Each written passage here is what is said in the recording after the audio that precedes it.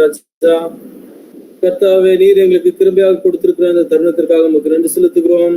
ஆண்டவரே அப்பா, இப்பொழுதும் கூட ஆண்டவரே நாங்கள் இந்த கூகுள் மீட் மூலமாக இணைந்து ஆண்டவரே உங்களுடைய வேதத்தை விசேஷமாக ஆண்டவரே ரோமர் புத்தகத்தை தியானிக்கும்படிக்கு ஆண்டவரே அப்பா நீர் எங்களுக்கு கொடுத்திருக்கிற கிருபைக்காக நமக்கு நன்றி செலுத்துகிறோம்.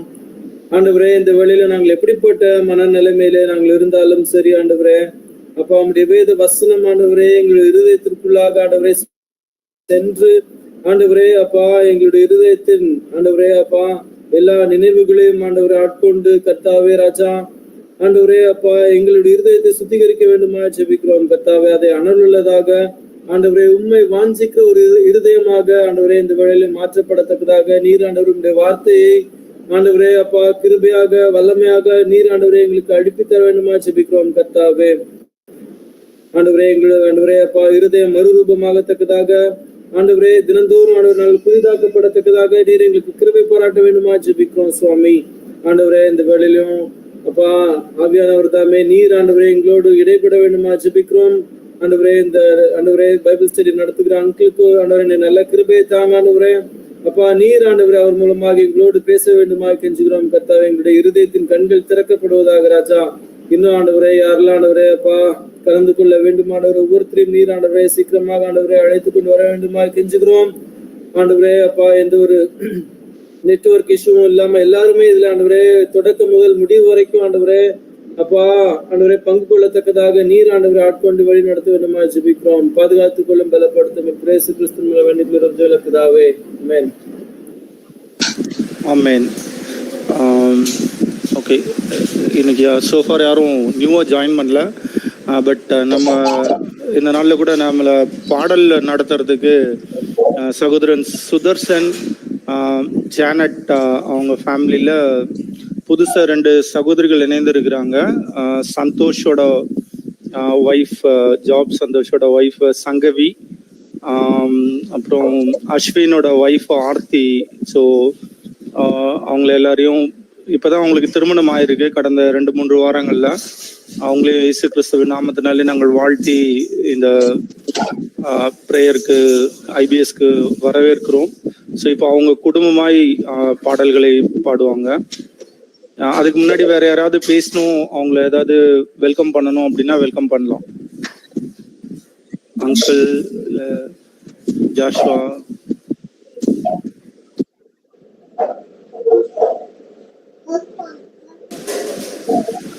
ஓகே, பங்குகளை நாமத்தினாலே வாழ்த்துகிறோம்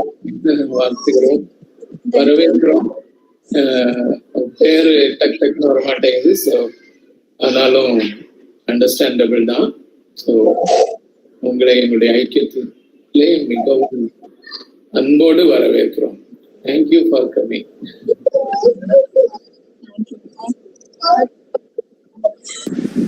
ஓகே சுதர்சன், ஆரம்பிக்கலாம். சுதர்சன் சாங்.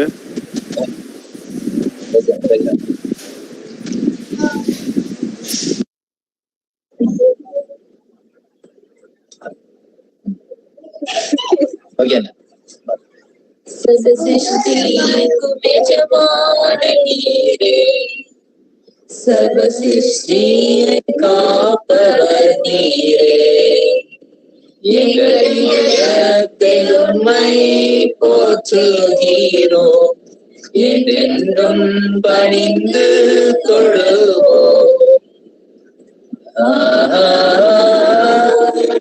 அல்லேலூயா, அல்லேலூயா, அல்லேலூயா,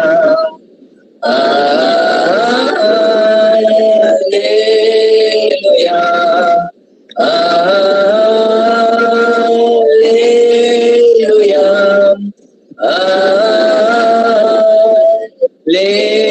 அல்லேலூயா,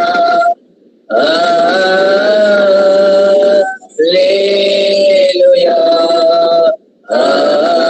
ஆமென்.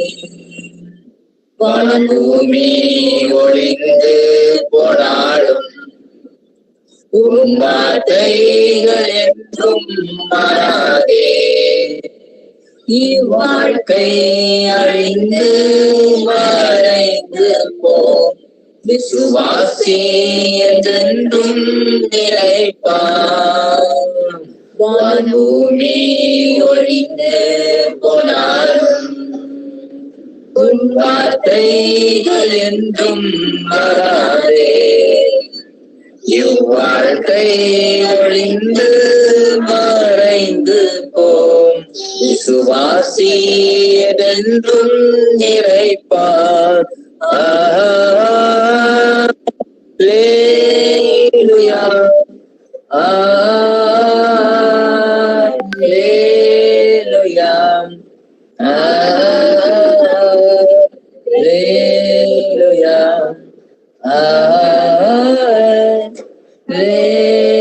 Alleluia.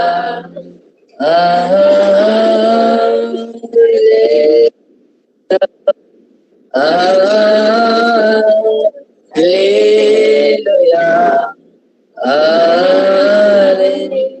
Alleluia. Amen. சாத்தான் உன்னை எதிர்த்த போதும் ஜெய கிறிஸ்து உன்னோடு வந்தே தோல்வி என்றும் உனக்கு இல்லையே துதிகானம் துணித்து மகிழ்வாய் சாத்தான் உன்னை எதிர்த்த போதும் ஜெய கிறிஸ்து உன்னோடு வந்தே தோல்வி என்றும் உனக்கு இல்லையே துதிகானம் துணித்து மகிழ்வாய் அல்லேலூயா அல்லேலூயா அல்லேலூயா Alleluia. Alleluia. Alleluia. Alleluia. Amen. கர்த்தரின் கிரியைகள் நாங்கள் கிருபை எங்கள் மேலூற்றுவீரே ஆவி ஆத்மா சரீரம் உன் சொந்தமே அதை சாத்தான் தொடாமல் காப்பீரே கர்த்தரின் கிரியைகள் நாங்கள் கிருபை எங்கள் மேலூற்றுவீரே ஆவி ஆத்மா சரீரம் உம் சொந்தமே அதை சாத்தான் தொடாமல் காப்பீரே அல்லேலூயா அல்லேலூயா Alleluia. Alleluia. Alleluia. Alleluia.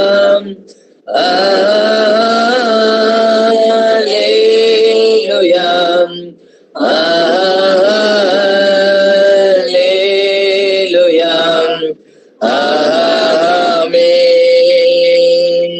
எல்லா மனிதர்க்கும் ஆண்டவர் நீரே எல்லா ஆசீர்வாதத்திற்கும் மீட்சே எங்கள் இதயத்திலும் மேடம் படுகின்றோமே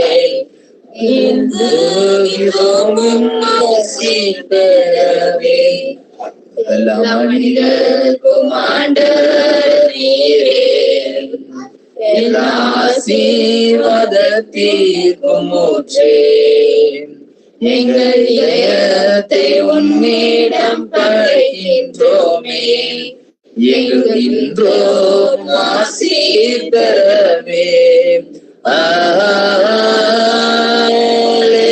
அல்லேலூயா,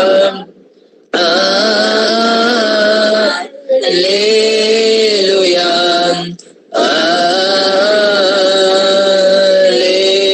அல்லேலூயா, ஆமென். அல்லேலூயா,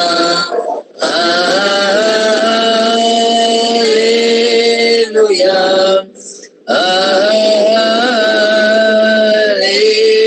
அல்லேலூயா, அல்லேலூயா, ஆமென். இன்னொரு பாடல் கூட பாடலாம்.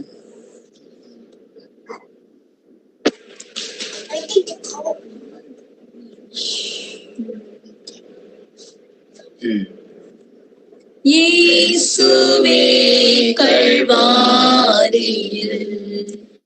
என்னை வைத்துக் கொள்ளும், பாவம் போக்கும் இரத்தமாம் திவ்ய ஊற்றை காட்டும்.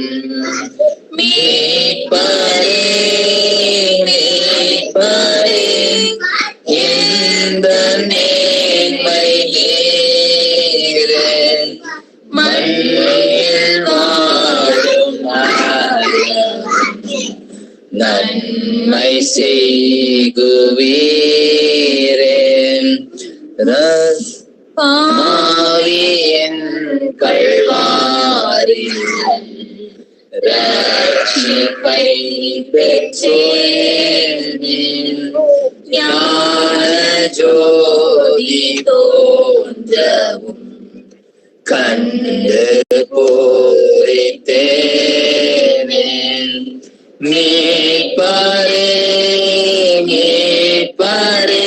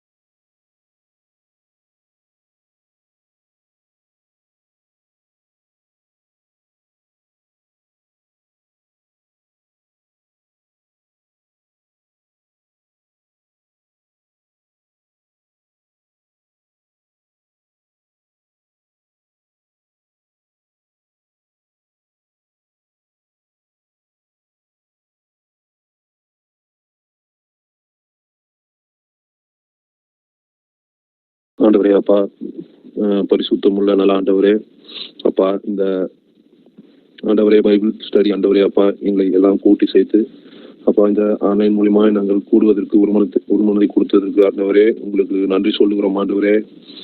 ஆண்டவரே அப்பா, இத்தகைய தருணத்துல இந்த உலகத்துல ஆண்டவரே அவர்கள் எதையோ தேடி ஆண்டவரே அப்பா போய் கொண்டிருக்கிறாங்க. அதுல எங்களுடைய இதயத்தை ஆண்டவரை அறிந்திருக்கிற தேவன், எங்களுடைய இதயத்தையும் அப்பா ஒவ்வொரு மனிதனையும் ஆளுகிற தேவன் அப்பா, நீர் எங்களை கொண்டு வந்து அப்பா ஒரு மனதோடு சேர்த்து ஆண்டவரே எங்களை எந்த நோக்கத்துக்காக கொண்டு வந்தீர்களோ ஆண்டவரே, அந்த நோக்கம் ஆண்டவரே அப்பா நிறைவேறத்தக்கதாக ஆவியானவர் எங்களுக்கு உதவி செய்யுங்க ஆண்டவரே. எல்லா காரியங்களும் ஆண்டவரே அப்பா எல்லாவற்றையும் நாங்கள் செய்ய ஆண்டவரே நாங்கள் புரிந்து கொள்ள நாங்கள் முயற்சிக்காதபடிக்கு பரிசுத்த ஆவியானவர் ஆண்டவரே எங்களுக்கு உதவி செய்யுங்க, எங்களை தகுதிப்படுத்துங்க. எல்லாவற்றுக்கும் தகுதியானவர் நீங்க ஆண்டவரே அப்பா. ஒவ்வொருவருடைய ஆண்டவரே இருதய பாரங்கள் ஆண்டவரே எல்லா விதமான கேள்விகளுக்கும் ஆண்டவரே உங்ககிட்ட மாத்திரம்தான் பதில் இருக்கு. ஆவியானவர் நீங்க பொறுப்பெடுத்து வழி நடத்துங்க. இயேசு கிறிஸ்துவின் நாமத்தை மூலம் வேண்டிக் கொள்கிறேன். இயேசு நல்ல பிதாவே, amen. Okay, praise God. Uncle, over to Isaac uncle.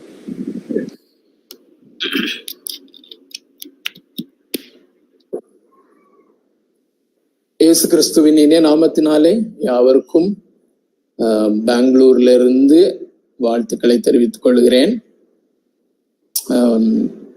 புதிதாக இந்த நாளிலே எம்பிடிசி குடும்பத்தில் உள்ளவர்களாகவே இந்த நாளிலே புதிதாக இணைந்திருக்கிறவர்களுக்காக ஆண்டவரை நான் துதிக்கிறேன், அவர்களை வரவேற்கிறேன். Rajesh, Israel welcome you. And Arul Benjamin, Gracie and Benjamin. Okay. Gibson குஜராத்ல இருந்து வந்திருக்கு, இணைகிறதுக்காக ஆண்டவரை துதிக்கிறேன். புதிய தம்பதிகளுக்காக விதமாக MBTC inner circle, MBTC outer circle இவ்விதமாக இணைவதற்கு ஆண்டவர் இந்த நாளிலும் நமக்கு கிருபை அருளினாரே. அவருடைய மேலான அந்த கிருபைக்காக நான் ஆண்டவரை துதிக்கிறேன், ஆண்டவரை ஸ்தோத்திரிக்கிறேன். இந்த நாளிலே சற்று வித்தியாசமான ஒரு காரியத்தை செய்ய வேண்டும் என்று ஆண்டவரால் ஏவப்பட்டு நான் தீர்மானித்தேன். புதிதாக அநேகர் இணைந்து கொண்டிருக்கிறதுபடினாலே நம்ம இந்த பைபிள் ஸ்டடியை ஆரம்பிக்கும் பொழுது அல்லது இந்த செகண்ட் ஃபேஸ்ல வை ரோமன்ஸ், ஏன் ரோமருக்கு எழுதின நிருபத்தை நாம் மீண்டும் தொடர வேண்டும் என்ற அந்த சீரீஸை தொடங்கும் பொழுது அப்ரப்டா இல்ல, தொடங்கும் போது அதிகமாக நீங்க கவனித்திருப்பீங்க. Sovereignty of God in human salvation, மனித ரட்சிப்பிலே, மனிதனை ஆண்டவர் ரட்சிக்கிறதிலே தேவனாகிய கர்த்தர் எப்படி சர்வ ஆளுமையுடையவராய் இருக்கிறார். அப்புறம் ரிஃபர்மேஷனல் ரிவைவல் என்று பார்த்தோம். மூன்றாவது காரணமாக குறிப்பாக மிக முக்கியமாக நம்முடைய அல்லது விசுவாசிகளினுடைய பரிசுத்தமாகுதல் என்கிற இந்த ப்ராசஸ்ல தேவனாகிய கர்த்தர் எப்படி சர்வ ஆளுமை உடையவராக இருக்கிறார் என்று 4 அல்லது 5 சீரீஸ் பார்த்து கொண்டு வந்தோம். இன்னும் அதிலே இருக்கிறது. ஆனால் இடையில எனக்கு ஒரு சந்தேகம் வந்தது. புதிதாக அநேகர் இணைகிறபடினால விசேஷமாக இந்த சாவரனிட்டி என்று பேசிக்கொண்டிருக்கிறார்களே, இத ரொம்ப ஓவர் எம்பசைஸ் பண்ணுகிறது மாதிரி இருக்கிறதே. அப்படின்னா இது என்ன என்ற ஒரு கேள்வி ஒருவேளை எழலாம். இன்றைக்கும் புதிதாக உண்டு நம்மிடத்திலே. ஒருவேளை இன்னும் ஒரு சிலர் ஜாயின் பண்ணுவாங்க அல்லது பின்னால பார்ப்பாங்க. இந்த சர்வ ஆளுமை, தேவனாகிய கர்த்தருடைய சர்வ ஆளுமையை குறித்து ரொம்ப அதிகமாக பேசும்போது ஒருவேளை இது என்ன இது அப்படின்னு சொல்லி யோசிக்க வாய்ப்பு உண்டு. அதுல ஒரு கிளாரிட்டி இல்லாமல் இருக்க வாய்ப்பு உண்டு. ரெண்டாவது, அப்படிப்பட்டவர்கள் அவர்களுடைய சபை தலைவர்களோடோ இல்லாட்டி வேற சீனியர்ஸோடோ இல்லாட்டி மற்றவர்களோட இதை குறித்து பேசும்போது இங்கே நாம் தியானிக்கிற முழுமையையும் எடுத்து சொல்ல முடியாது, சொல்லுகிற சந்தர்ப்பம் இருக்காது. கொஞ்சம் கொஞ்சம் சொல்லும் போது சாவரனிட்டி கண்டிப்பா சொல்லுவீங்க. அந்த சர்வ ஆளுமை அப்படியெல்லாம் சொல்லும் போது இது என்ன அப்படிங்கிற மாதிரி அவங்க கொஞ்சம் வித்தியாசமான போதனையாக இருக்கிறதே என்று ஒருவேளை சொல்லுவதற்கு வாய்ப்பு உண்டு. ஆகையினாலே இதை தெளிவுபடுத்துவது மிக அவசியம் என்று நினைத்தபடினாலே திரும்பி நம்ம அந்த பேசிக்ஸ்க்கு போறோம். பேசிக்ஸ்ன்னு சொல்ல முடியாது. இத ஒரு சின்ன உதாரணம் என்னுடைய மனதுல வந்தது. ஒருவேளை நீங்கள் ஒரு கோடீஸ்வரியாக இருக்கிறீர்கள் என்று வைத்துக் கொள்ளுங்கள். உங்களிடத்திலே ஒரு நல்ல பெரிய பலாஷியலா ஒரு பெரிய பேலஸ் மாதிரி, அரண்மனை மாதிரி ஒரு பெரிய வீட்டை கட்டக்கூடிய அளவுக்கு உங்களிடத்துல ஒரு 100 கோடி ரூபாய் இருக்கிறது என்று வைத்துக் கொள்ளுங்கள். அந்த 100 கோடி ரூபாயை வைத்துக்கொண்டு ஒரு நல்ல வீட்டை கட்ட வேண்டும் என்று சொல்லி ஜாஷுவா நல்ல பில்டர் அப்படின்னு சொல்லி அவரிடத்துல அந்த 100 கோடியை கொடுத்து, முதல்ல கொடுக்காட்டாலும் இன்ஸ்டால்மெண்ட்ல கொடுத்து நீங்க வெளிநாட்டுக்கு போய் விடுகிறீர்கள். போன பிற்பாடு 1 வருஷம் கழித்து அவர் நீங்க திரும்பி வரும்போது அவர் வீடு முடிஞ்சிச்சு பிரதர், நீங்க வந்து பார்க்கலாம் அப்படின்னு சொல்லும்போது ஒரு 1/2 ஏக்கர் லேண்ட், அதை சுற்றி நல்ல காம்பவுண்ட் வால், அதுக்கு உள்ள நல்ல லான் கார்டன்ஸ் எல்லாமே பண்ணியாச்சு. அவரு மாஸ்டர் டிசைனரா அந்த வீட்டுக்கு எல்லாமே பண்ணி, முதல்ல வாங்க பிரதர் நான் வெளியே சுத்தி காமிக்கிறேன்னு சொல்றாரு. 4 பக்கமும் அந்த காம்பவுண்டோட நீங்க சுத்தி வாங்க, ஃப்ரண்ட் வியூ எப்படி இருக்குதுன்னு சொல்லி காம்பவுண்டுக்கு வெளியே இருந்து பாருங்க, சைடு வியூ எப்படி இருக்குதுன்னு சொல்லி பாருங்க, பேக் வியூ எப்படி இருக்குதுன்னு சொல்லி பாருங்க அப்படின்னு சொல்லி ஒன்னொன்னா கூட்டிட்டு வந்தது மாதிரி தேவனாகிய கர்த்தருடைய சர்வ ஆளுமை மனிதனுடைய ரட்சிப்பிலே எப்படி இருக்கிறது, தேவனாகிய கர்த்தருடைய சர்வ ஆளுமை எப்படி நம்முடைய பரிசுத்தமாகுதலிலே இருக்கிறது என்று காம்பவுண்டுக்கு வெளியே இருந்து நான் காட்டி கொண்டிருந்ததாக நான் நினைக்கிறேன். சோ அப்புறம் உங்களால தாங்க முடியல, you are not able to contain your self, எப்படியாவது உள்ள போகணும் அப்படின்னு சொல்லி சொல்றீங்க. ஜாஷுவா எப்படியாவது அந்த சாவி கொண்டு வந்துருங்க, நான் அந்த காம்பவுண்ட் வாலையாவது இந்த கேட்டை திறந்து உள்ள நம்ம போய் பார்க்கலாம் அப்படின்னு சொல்லும்போது அது ரொம்ப முக்கியமான காரியம். சாவி உள்ள போய் இன்னும் கொஞ்சம் பார்ப்பதற்கு அந்த கீ ரொம்ப முக்கியமான காரியம். ஸோ உள்ள போறதுக்கு 2 கேட் இருக்குன்னு வச்சுக்கோங்க, 2 கேட் இருக்குது, 2 கீ இருக்குது. ஸோ அருமையான தேவனுடைய பிள்ளைகளே, இந்த ரோமருக்கு எழுதின நிருபம் என்பது உண்மையாகவே ஒரு பெரிய தாக்கத்தை உண்டாக்கி கொண்டிருக்கிற ஒரு பலேஷியலான ஒரு அரண்மனை போன்ற ஒரு பில்டிங் போல இருக்கிறது. உங்களுக்கும் எனக்கும் சொந்தம், அது உங்களுக்கும் எனக்கும் சொந்தமாக ஆண்டவர் அதை கொடுத்திருக்கிறார். அப்ப வெளியே இருந்து பார்த்து கொண்டே இருந்தோம், ஆனால் உள்ள போய் பார்க்க வேண்டியது அவசியம். உள்ளேயும் கார்டன் இருக்குது, லான் இருக்குது, நிறைய பார்க்க வேண்டியது இருக்கிறது. அதுக்கு பிறகுதான் இன்னொரு சாவி போட்டு நம்ம உள்ள போவோம். சோ இந்த ரோமருக்கு எழுதின நிருபம் என்கிற அந்த அரண்மனை போன்ற மகிமையான இந்த அரண்மனை போன்ற அந்த பேலஸ்க்குள்ள போகிறதற்கு முன்பதாக அந்த சாவி போன்ற காரியம், எதை வைத்து நாம் இதை திறக்கிறோம் என்பது மிக மிக முக்கியமான ஒரு காரியம். ஸோ 2 கீஸ் இருக்கிறது, 2 தங்க சாவிகள் என்று சொல்லலாம். ஒருவேளை இது பழையவர்களுக்கு அல்லது இந்த கோர் குரூப்ல இருக்கிறவர்களுக்கு இது ஒரு பழக்கப்பட்ட ஒரு டீச்சிங்காக இருந்தாலும், ஒரு சிலருக்கு புதிதாக இருக்கலாம். பழக்கப்பட்டிருந்தாலும் நாம் திரும்பவுமாக அந்த சாவியை நாம் பார்ப்பது நல்லது. ஸோ 2 சாவிகளிலே ஒன்று, அருமையானவர்களே, நம்முடைய மிஷனரி ப்ரிப்பரேட்டரி ட்ரைனிங் கோர்ஸ் என்று ஜென்ஸ்னால் ஆரம்பிக்கப்பட்டு நாம தொடங்கி நடத்தி கொண்டு வருகிற இந்த கோர்ஸினுடைய பேசிக்ஸ் ஆஃப் மிஷனல் லைஃப் BML என்கிற பாடத்திட்டத்தினுடைய முதல் பாடம். அதை எழுதும்போது நானும் சேர்ந்து உங்களோடு கூட படிக்கும்போது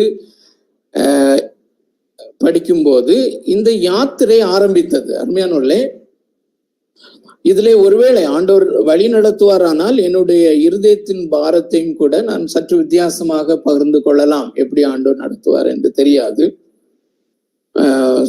கடந்த வாரத்திலே இல்லாட்டி அதுக்கு முந்தின வாரத்திலேயான்னு தெரியல, கிஃப்ட்ஸ் அண்ட் ஜெர்மனும் போது ஒரு காரியத்தை மென்ஷன் பண்ணாரு.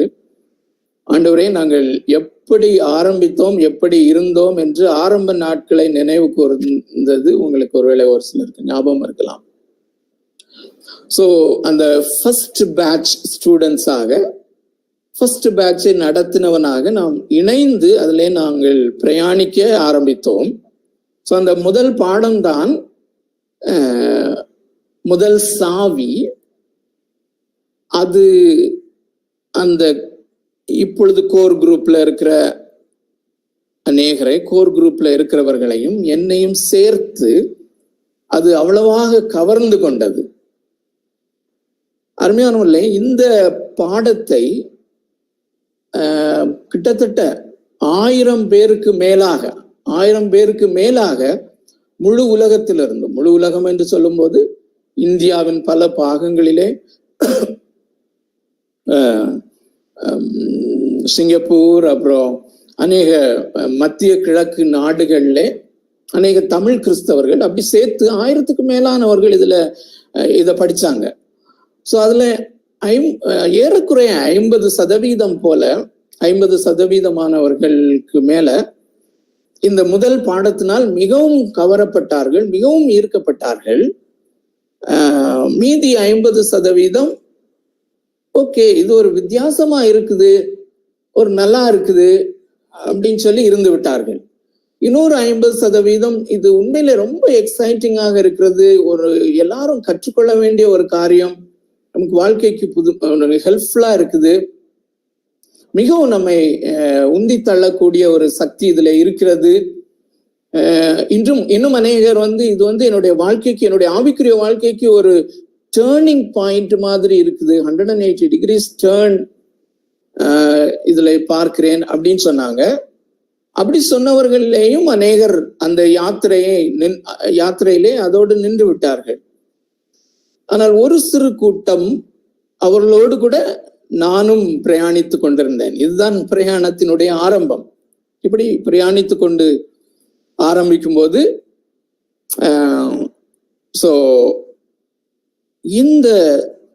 இந்த பாடத்தினுடைய இந்த சாராம்சம், அதை தான் இங்கே 2வது குறிப்பாக கொடுத்திருக்கிறேன்.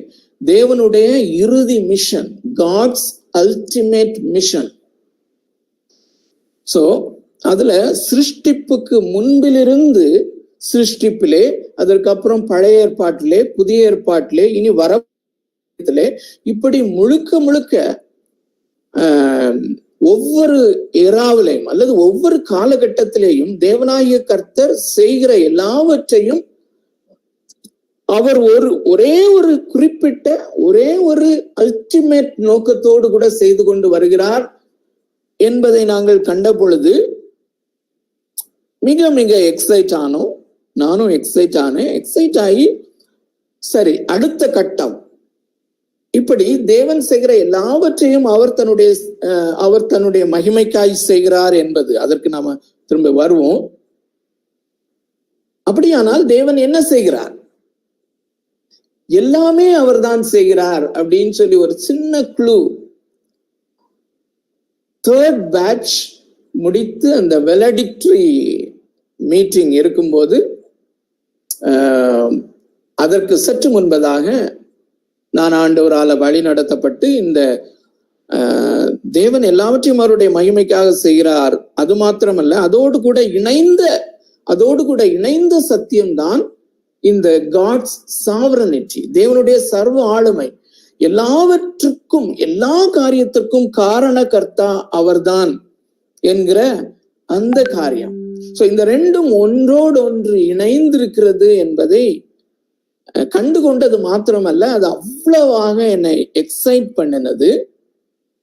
இதை ஃப்ரெஷ்ஷாக அந்த 3வது பேட்ச் முடியும் போது அந்த வேலிடிக்டரி மீட்டிங்ல பகிர்ந்து கொண்ட போது, இப்பொழுது இந்த கோர் குரூப்ல இருக்கிறவர்களில் அநேகர் எல்லாருமே அல்லது இதுல சேர்கிற எல்லாருமே இந்த ரெண்டும் எப்படி ஒன்றோடு ஒன்று சார்ந்திருக்கிறது என்றும், இது ரெண்டும் எவ்வளவு முக்கியமானது காரியம் என்பதையும் குறித்து ரொம்ப எக்ஸைட் ஆனோம்.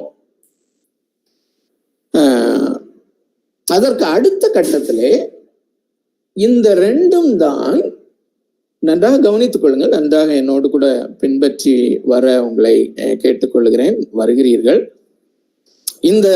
இந்த ரெண்டும் தான் ரோமருக்கு எழுதின நிருபத்தை திறக்கும் சாவிகள் என்கிறது அடுத்த 3ஆம் கட்ட கண்டுபிடிப்பு.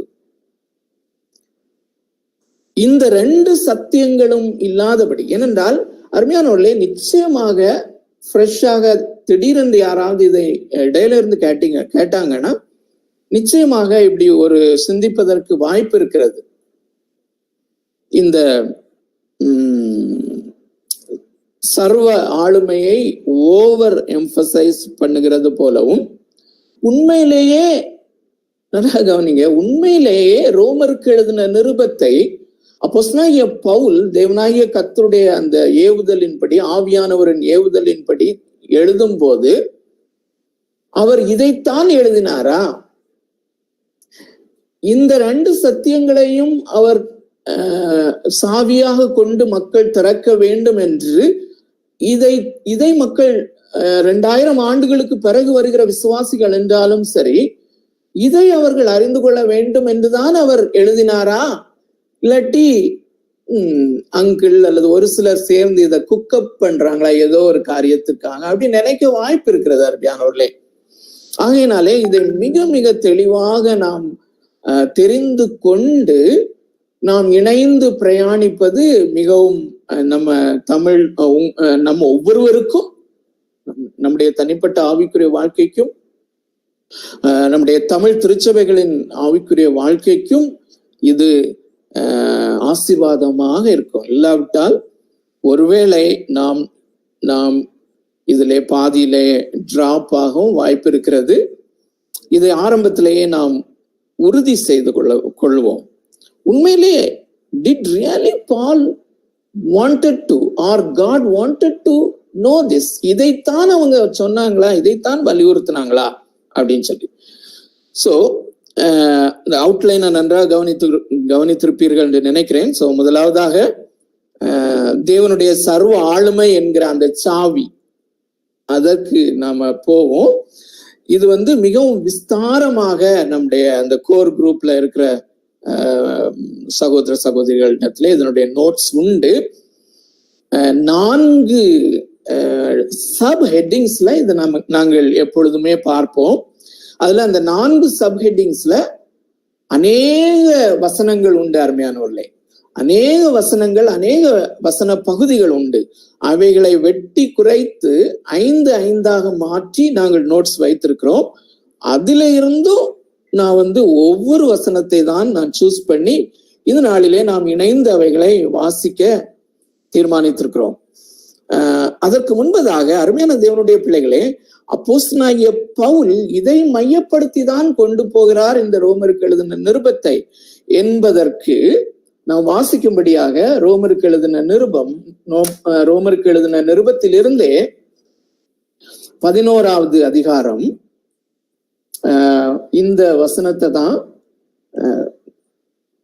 ஜெம்ஸ் அந்த ஆக்ஷன் சென்டர் சென்னையில அந்த ஹால்ல தம்பி ஜாஷுவா ரொம்ப பெருசா எழுதி போட்டிருக்கிறாரு.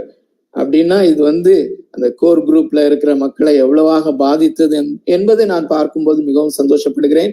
அப்போஸ்தலனாகிய பவுல் பார்ப்பாரானால் இன்று சந்தோஷப்படுவார், அதை பார்த்து சந்தோஷப்படுவார். and God will be much more happier. அருமையானவர்களே, இந்த ரோமருக்கு எழுதின நிருபம் 11வது அதிகாரம் முடியும் போது ஒரு டிரான்சிஷன் அங்கே நடக்கிறது என்பது நமக்கு இது பழைய காரியமா இருக்கலாம், ஆனாலும் புதியவர்களுக்காக நான் சொல்லுகிறேன். இங்கே 11 அதிகாரங்களிலே அவர் மிஷனல் லைஃப் அல்லது நாம் தொடர்ந்து தியானித்து கொண்டிருக்கிறபடி the life of Christ in the soul of man, கிறிஸ்துவின் வாழ்க்கை, மனுஷனுடைய இருதயத்திலே கிறிஸ்துவின் வாழ்க்கை அல்லது ஆவியினால் நடத்தப்படுகிற வாழ்க்கை, விசுவாசத்தின் வாழ்க்கை,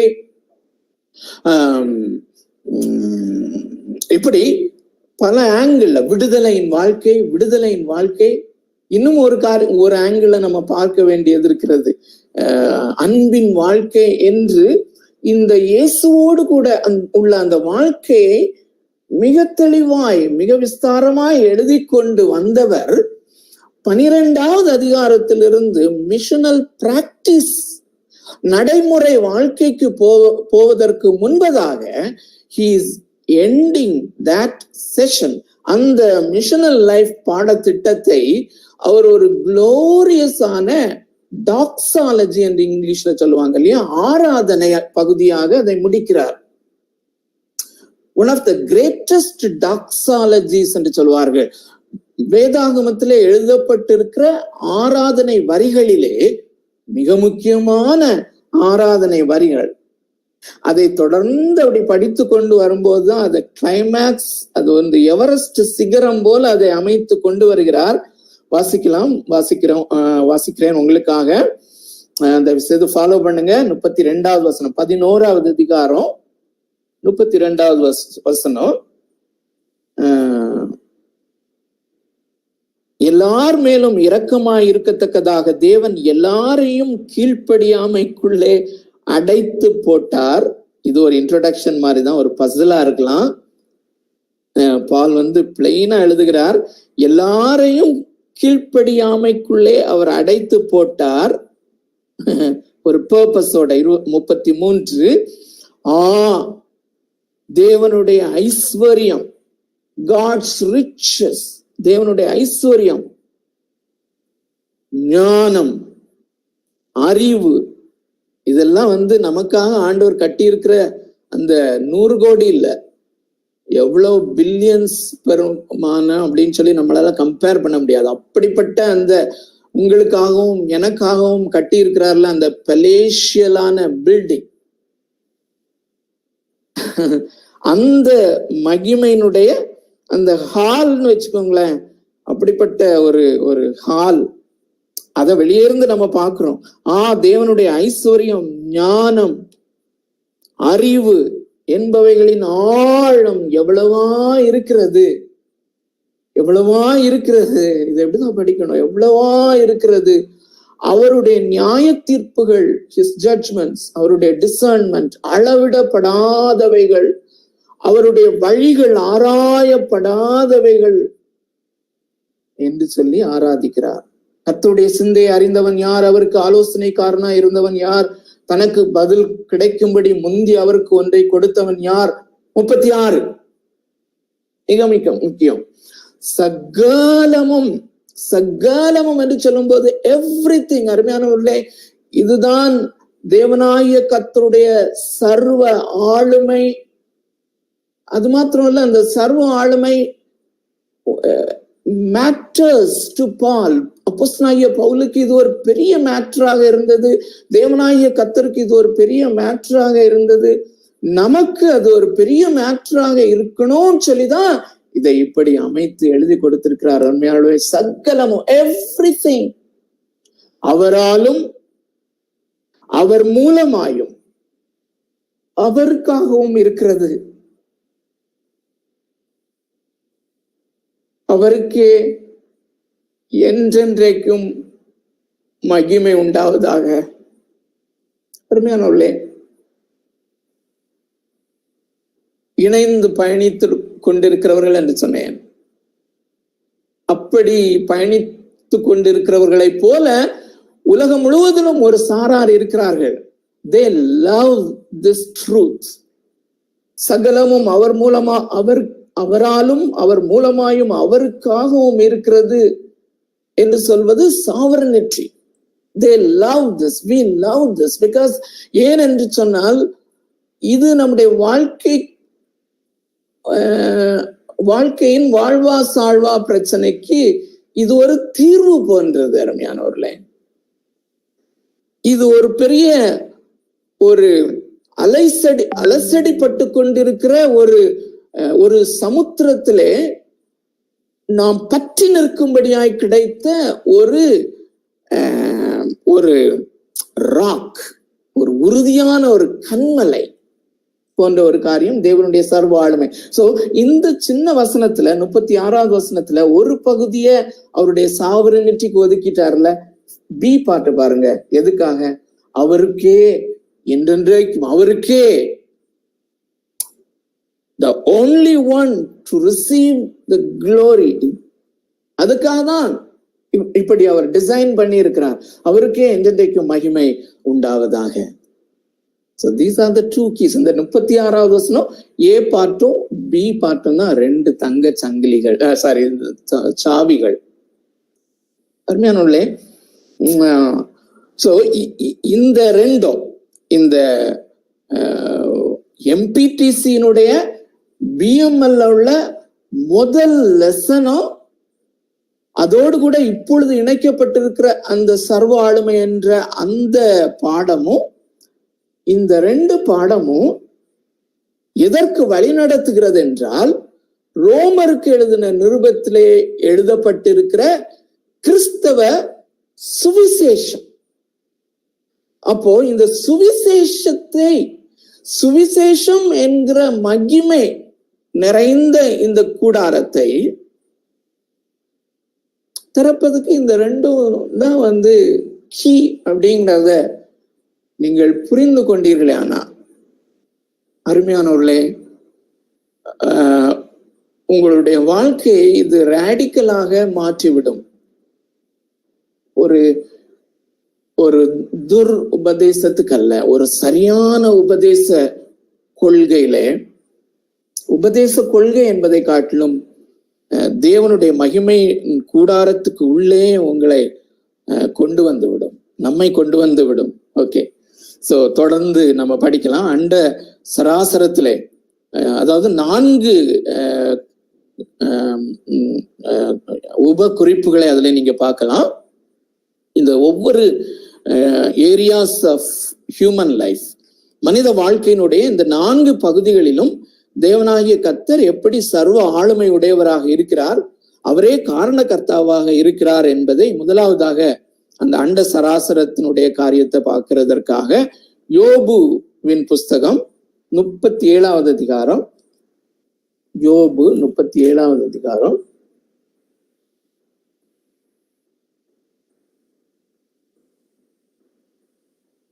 11, 12, 13. அவர் நீர்த்துளிகளை மேகத்தில் ஏற்றி, தேவனாகிய கர்த்தர் நீர்த்துளிகளை சமுத்திரத்திலிருந்து மேகத்திலே ஏற்றி மின்னலினால் மேகத்தை சிதற பண்ணுகிறார். நன்றாக ஃப்ரேஸ் பை ஃப்ரேஸ் ஃபாலோ பண்ணிவாங்க. அவர் அவைகளுக்கு கட்டளையிடுகிற யாவையும், எவைகளுக்கு? நீர்த்துளிகளுக்கு, மின்னல்களுக்கு அவர் கட்டளையிடுகிற யாவையும் அவைகள் பூச்சக்கரத்திலே நடப்பிக்கும்படி அவர் அவைகளை தம்முடைய ஞான ஆலோசனைகளின்படியே சுற்றி திரிய பண்ணுகிறார். அவர் தம்முடைய ஞான ஆலோசனைகளின்படியே சுற்றி திரிய பண்ணுகிறார்.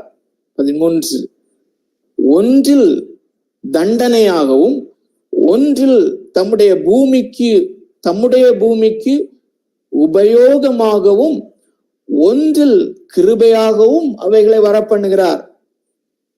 அதாவது ஒரு போர்ஷனை மனுக்குலத்துக்கு தண்டனையாக அனுப்புகிறார். திடீரென்று சென்னையிலே ஒரு பெரிய ஃப்ளட் வந்து விடுகிறது, அநேகர் அது வாரிக்கொண்டு போய் விடுகிறது, அல்லது உலகத்தினுடைய ஏதோ ஒரு பாகத்திலே அது உண்டாகி விடுகிறது, தண்டனையாக வந்து விடுகிறது. அதே நேரத்திலே அநேக தேசங்களிலே, அநேக பகுதிகளிலே அவளோடு காத்து கொண்டிருக்கிற விவசாயிகளுக்கு அது ஒரு நல்ல காரியமாக, ஆசீர்வாதமாக வந்து சேர்கிறது, கிருபையாக வந்து சேர்கிறது. எல்லாவற்றுக்கும் அவரே காரணகர்த்தா. ஞாபகம் வச்சுக்கோங்க, இது இவ்விதமாக அண்ட சராசரங்கள் இல்லை. தேவனாகிய கர்த்தர் சர்வ ஆளுமை உடையவராய் இருக்கிறார் என்பதுக்கு ஏராளமான வசனங்கள் உண்டு, வசன பகுதிகள் உண்டு. இரண்டாவதாக, பூலோக ராஜ்யங்கள் ஆளுகைகளுக்கு மேலாக தேவனாகிய கர்த்தர் சர்வ ஆளுமை உடையவராக இருக்கிறார் என்பதற்கு தானியேலின் புஸ்தகம் 4வது அதிகாரத்துக்கு வருவோம். அங்கே நேபுகாத்நேச்சார் ராஜா, பாபிலோன் என்பது இஸ்ரவேலுக்கு அப்பாற்பட்ட புறஜாதிகளுடைய ராஜ்யம் என்று தெரியும். அங்கிருந்த அந்த பிரபலமான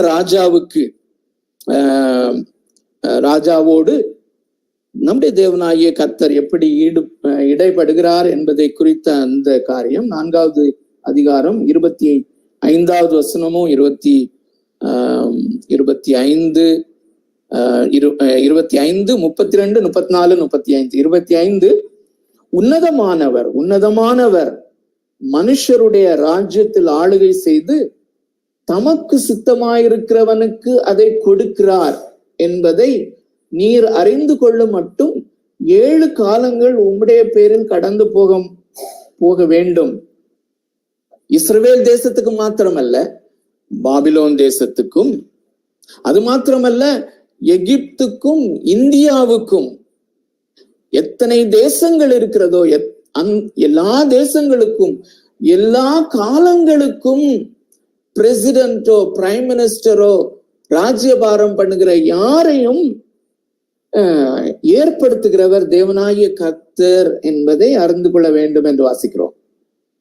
32, 34, 35, மனுஷரினின்று நீ தள்ளப்படுவாய் என்று அந்த நேபுகாத்நேச்சாருக்கு சொல்லப்படுகிறது. நமக்கு படிப்பினையாக இருக்கிறது.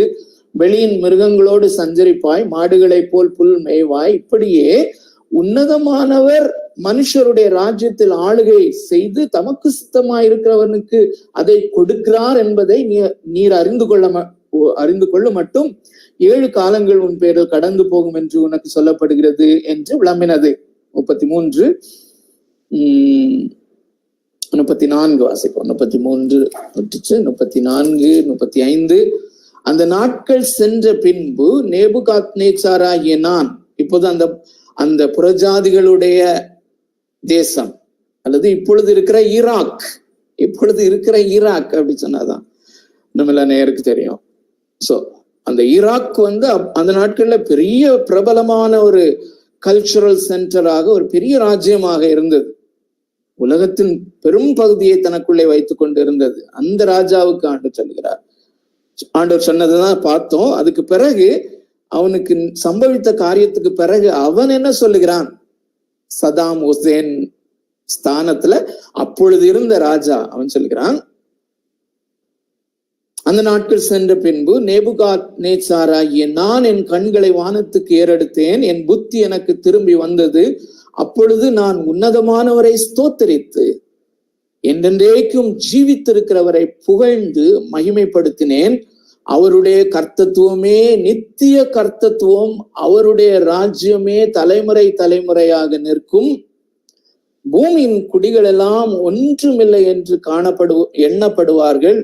அவர் தமது சித்தத்தின்படியே வானத்தின் சேனையையும், பாருங்க நல்லா கவனிங்க, அவர் தமது சித்தத்தின்படியே வானத்தின் சேனையையும், வானத்தின் சேனை அப்படின்னு சொன்னா என்ன? Billions and billions of stars, நட்சத்திரங்கள். நாம் வாழ்கிற கேலக்சியில மாத்திரம் 300-500 பில்லியன் நட்சத்திரங்கள் இருக்கிறது.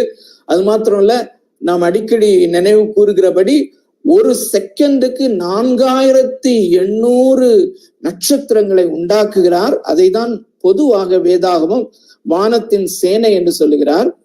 சோ தமது சித்தத்தின்படியே வானத்தின் சேனையையும் பூமியின் குடிகளையும் நடத்துகிறார். சோ வானத்தின் சேனையாகி இந்த நட்சத்திரத்தின் எண்ணிக்கை தான் மனுஷருடைய எண்ணிக்கையை காட்டிலும் மிக மிக அதிகம் அருமையானவர்களே. ஒரு செகண்டுக்கு 4800 நட்சத்திரங்கள் நம்முடைய சூரியனை காட்டிலும் பிரம்மாண்டமான மகா பிரம்மாண்டமான நட்சத்திரங்கள் உண்டாக்கப்படுகிறது. ஆனா ஒரு செகண்டுக்கு 1000 சொச்சோம்னா பிள்ளைகள் பிறக்கிறார்கள். சோ அவ்வளவு நட்சத்திரங்களுக்கும் ஒவ்வொன்றாக பேர் வைத்து அழைக்கிறவர் அதோடு கூட பூமியின் குடிகளை கம்பேர் பண்ணி இருக்கிறது தான் எனக்கு ரொம்ப ஆச்சரியமாக இருக்கிறது. சோ பூமியின் குடிகளையும் அவர்தான் நடத்துகிறார். ஆச்சரியமா இருக்கிறது அல்லவா? அவருடைய கையை தடுத்து அவரை நோக்கி என்ன செய்கிறீர் என்று சொல்லத்தக்கவன் ஒருவனும் இல்லை. nobody is there. ட்ரம்பா இருக்கலாம், அல்லது மோடியா இருக்கலாம். கொரோனா இப்படி போயிட்டு இருக்குதே, என்ன செய்கிறீர், யாரு என்ன, அவர் கேள்வி கேட்க முடியாது. So he is in full control. மூன்றாவதாக, மனித வாழ்விலே ஹியூமன் அஃபேர்ஸ்ல அவர் எப்படி சர்வ ஆளுமை உடையவராக இருக்கிறார் என்பதற்கு ஒரு சாம்பிள் வசனமாக உபாகமம் 32வது அதிகாரம், உபாகமம் 32வது அதிகாரம் 39 இருந்து 42 வரையிலும். உபாகமம் 32:39 இருந்து. நானே அவர், என்னோட வேறே தேவன் இல்லை. there is no additional God. என்னோட வேறே தேவன் இல்லை. I am unique, one of its kind. நானே அவர், என்னோட வேறே தேவன் இல்லை என்பதை இப்பொழுது பாருங்கள். நான் கொல்லுகிறேன்.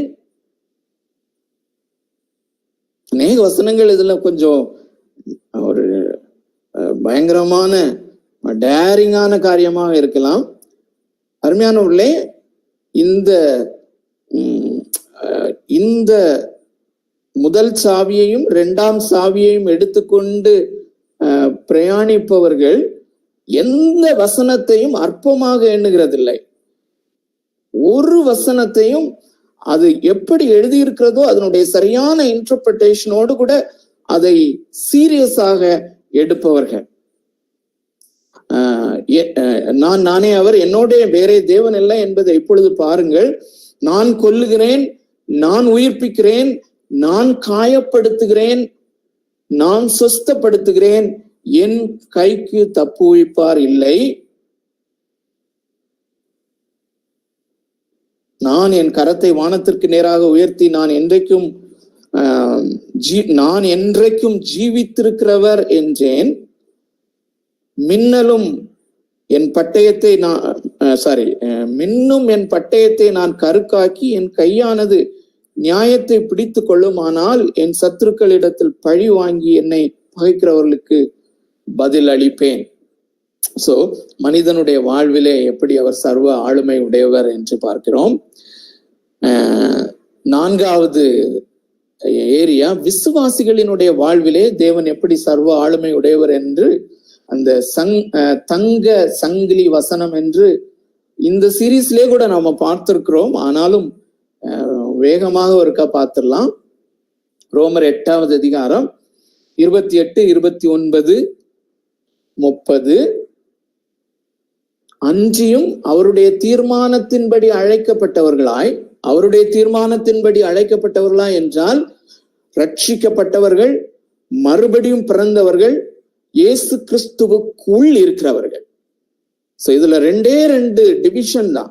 ஒன்று கிறிஸ்துவுக்குள் காணப்படுகிற விசுவாசிகள், கிறிஸ்துவுக்கு வெளியே காணப்படுகிற அவிசுவாசிகள். ஆனால் இந்த வசனம் கிறிஸ்துவுக்குள்ளே இருக்கிற விசுவாசிகள் ஒவ்வொருவரையும் சொல்லுகிறது. தேவனுடைய இந்த தீர்மானத்தின்படி அழைக்கப்பட்டவர்கள் அவர்கள் தேவனிடத்திலே அன்பு கூறுகிறவர்கள். சோ தேவனிடத்தில் அன்பு கூறுகிறவர்களுக்கு சகலமும் நன்மைக்கு ஏதுவாக நடக்கிறது என்று அறிந்திருக்கிறோம். சோ ஆங்கிலத்துல ஒரு டிரான்ஸ்லேஷன்ல எப்படி சொல்லப்பட்டிருக்கிறது, God causes everything. சகலமும் பொதுவான காரியங்கள் எல்லாம் நடக்கிறது, தேவனே நடப்பிக்கிறார். ஆனால் விசுவாசிகளுடைய வாழ்க்கையிலே அவற்றை தேவனாய கர்த்தர் ஒவ்வொரு காரியத்தையும் அவர்களுடைய நன்மைக்காய் அதை கொண்டு வருகிறார், நடத்துகிறார். என்ன நன்மை என்றால் அவருடைய குமாரனாகிய கிறிஸ்துவின் சாயலுக்கொப்பாய் மாறும்படியாக, அதுதான் அடுத்த வசனத்திலே பார்க்கிறோம். தம்முடைய குமாரன் அநேக சகோதரருக்குள்ளே முதற் பேரானவராய் இருக்கும் பொருட்டு தேவன் எவர்களை முன்னறிந்தாரோ அவர்களை தமது குமாரனாகிய இயேசுவின், அதாவது தமது குமாரனுடைய சாயலுக்கு ஒப்பாயிருப்பதற்கு முன்குறித்திருக்கிறார்.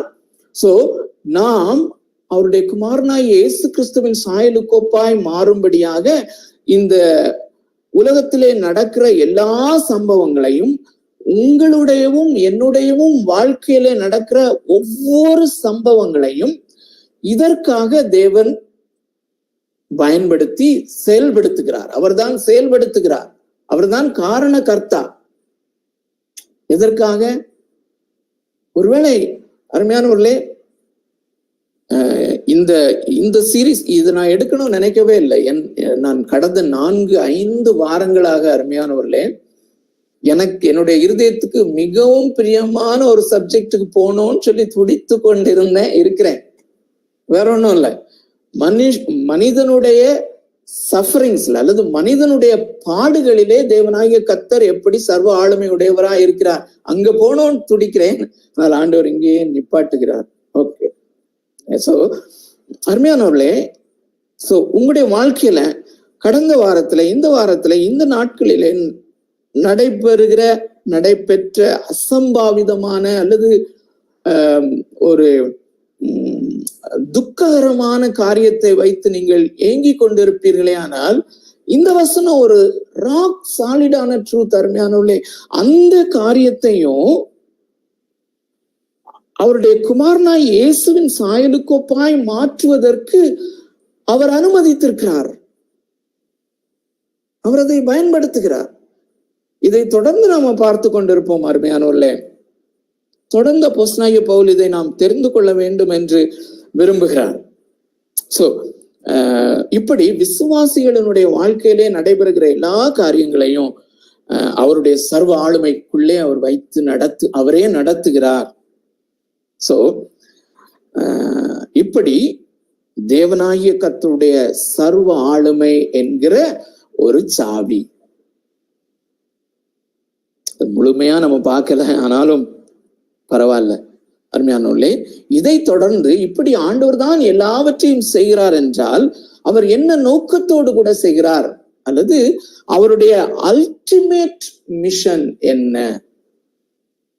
அல்டிமேட், இந்த எம்பிடிசில கோர் குரூப்ல இருக்கிறவர்கள் அல்லது எல்லாரிடத்திலேயுமே நான் அடிக்கடி சொல்லுகிற காரியம், அருமையானவர்களே, அல்டிமேட் என்னன்னு சொல்லி கேளுங்க. Ask ultimate question. அண்ட் அதாவது நீங்கள் கேள்வி கேட்கும் போது அல்டிமேட் கொஸ்டினை கேளுங்க, அதுக்கு அல்டிமேட்டான பதில் என்னன்னு பாருங்க. அல்டிமேட்னு சொன்னா நான் எப்போதும் சொல்லுவேன், ஒரு செடியை நம்ம பார்க்கும்போது மண்ணுல இருந்து பிடுங்கும் போது அதற்கு ஒரு ஆணிவேர் உண்டு. அந்த ஆணிவேரை சுற்றிலும் நிறைய இரண்டாவதான வேர்கள் உண்டு, செகண்டரி வேர்கள். அதுக்கப்புறம் அந்த செகண்டரி வேர்லயும் சல்லி வேர் மாதிரி நிறைய உண்டு, சல்லி வேர்கள். அந்த சல்லி வேர்களை போன்ற அந்த சத்தியத்திற்கு மேலாக செகண்டரி ரூட்ஸ், இரண்டாவதான வேர்களையும் தாண்டி அந்த ஆணி வேர் போன்ற காரியம் என்ன என்று அப்படிப்பட்ட கேள்விகளை கேட்டு அதை கண்டுபிடிக்க நாம் முயற்சி செய்வோம். அருமையானவர்களே, சோ இப்ப என்னன்னா, தேவனாகிய கர்த்தர் தான் எல்லாவற்றையும் செய்கிறார். இதுதான் அவருடைய மிஷன். அவர் செய்கிற காரியங்கள் மிஷன். ஆனால் அதை ஏன் செய்கிறார், அப்படி அவர் செய்கிற காரியங்களை ஏன் செய்கிறார் என்கிற அந்த கேள்விக்கு நமக்கு பதில் கிடைத்து விட்டதானால் அதுதான் அவருடைய அல்டிமேட்டான மிஷன். அவருடைய அல்டிமேட்டான மிஷன். சோ அது என்ன? ஒரு பகுதிக்கு சொல்லலாம். படைப்புக்கு முன்னாலே தேவன் என்ன செய்து கொண்டிருந்தார்? இதிலே 2, 4, 5 ஏரியாஸ் இருக்கிறது. ஒன்று, படைப்புக்கு முன்னால தேவனாகிய கர்த்தர் என்ன செய்து கொண்டிருந்தார். அப்புறம் படைப்பிலே அவர் ஏன் படைப்பு என்கிற அந்த காரியத்தை அவர் ஏன் செய்தார்? அதுக்கு பிறகு பழைய ஏற்பாட்டிலே இஸ்ரவேல் ஜனங்களோடு அவருடைய நடவடிக்கைகள் எப்படி இருந்தது, அதை ஏன் அப்படி செய்தார்? அப்புறம் இப்போ புதிய ஏற்பாட்டின் காலத்திலே, திருச்சபையின் காலத்திலே அவர் செய்கிற காரியங்களை ஏன் செய்கிறார்? அப்புறம் எல்லாம் முடியும் போது வரப்போகிற நித்தியத்துக்குள்ளே நாம் பிரவேசிக்கும் போது அவருடைய அல்டிமேட்டான நோக்கம் என்ன? இப்படி எல்லாவற்றையும் இணைக்கிற ஒரே ஒரு ஆன்சர் தான் உண்டு. அதை பார்ப்பதற்கு முதலாவதாக படைப்புக்கு முன்னாலே அவர் என்ன செய்தார் என்பதை எபேசியருக்கு எழுதின நிருபம் 1வது அதிகாரம், எபேசியருக்கு எழுதின நிருபம் 1வது அதிகாரம், நான் நினைக்கிறேன் இந்த பகுதியோடு கூட நாம முடிக்க வேண்டியது இருக்கலாம் அப்படின்னு சொல்லி. அருமையானவர்களே, ஏனென்றால் நான் ஆயத்தம் செய்த காரியங்களுக்கு போக முடியுமான்னு சொல்லி தெரியல முழுமையாக. அருமையானவர்களே, இந்த பேசேஜ்ல நான் கொஞ்சம் நாம் எல்லாருமே இந்த மாலை வேளையில டுவெல் பண்ணனா அதுல தரித்திருந்தால் நலமா இருக்கும் என்று நான் விரும்புகிறேன். அருமையானவர்களே, மிகவும் தாழ்மையாய் அல்லது மிகவும் ஒரு நான் எப்படி பேசுவேன்னு சொல்லி கோர் குரூப்ல இருக்க உங்களுக்கு தெரியும். அந்த ஆண்டவருடைய பெரிதான கிருபையினால 1 பேதுரு 2 பேதுரு 2 நிருபங்களையும் இந்த வயசான காலத்துல மெமரைஸ் பண்ண ஆண்டவர் கிருபை செய்தார். இது ஒரு பெரிய சாதனையா ரொம்ப எக்ஸைட்டடா நான் இருக்கும்போது ஆண்டவர் வழி நடத்தினாரு. இன்னொரு பகுதியை கூட இந்த வருஷத்துக்குள்ள மெமரைஸ் பண்ணிடலாம்னு சொல்லும் போது எபேசியருக்கு எழுதின நிருபத்தை நான் சூஸ் பண்ணேன். அருமையானவர்களே, 1989 நினைக்கிறேன் அல்லது 90 இந்த எபேசியருக்கு எழுதின நிருபத்தை ரொம்ப டீட்டெயிலா நான் படிச்சேன். அப்பவே எனக்கு எக்ஸைட்மெண்டா இருந்தா நான் என்ன படிச்சேன்னு ரொம்ப விஸ்தாரமா எனக்கு ஞாபகம் இல்லை. இதை மனப்பாடம் பண்ணிடுவோம்னு சொல்லி நான் இதுல வரும்போது அருமையானவர்களே, எக்ஸைட்டட் மீ லைக் எனிதிங். இத ஆகையினாலே என்னோடு கூட சேர்ந்து இதுல கொஞ்சம் கூட டுவெல் பண்ண உங்களை அன்போடு அழைக்கிறேன். இதோடு முடிஞ்சாலும் பரவாயில்ல, நம்ம தொடர்ந்து மீட் பண்ணிட்டு தானே இருக்கிறோம். அருமையானவர்களே, நான் உங்களில் அநேகருக்கு தெரிந்திருக்கிறபடி ஒவ்வொரு செவ்வாய்க்கிழமையும் 2 ஹிந்தி சகோதரர்களை நான் மென்டர் பண்ணிட்டு இருக்கிறேன், ஜூம்ல தான். ஸோ அவர்களோடு கூட என்னுடைய நடவடிக்கையை சாட்சியாக வைத்து இதை நாம பார்க்கலாம்னு சொல்லி யோசிக்கிறேன். 2 வாரத்துக்கு முன்பதாக டியூஸ்டேல இந்த பகுதியை, அதாவது எபேசியருக்கு எழுதின நிருபம், நன்றாக கவனித்துக் கொள்ளுங்கள், நன்றாக ஃபாலோ பண்ணுங்க. எபேசியருக்கு எழுதின நிருபம், அதே ரோமருக்கு எழுதின நிருபத்தை எழுதின ஆக்கியோன் அப்போஸ்தலனாகிய பவுல் பரிசுத்த ஆவியானவரை கொண்டு எழுதின நிருபம்.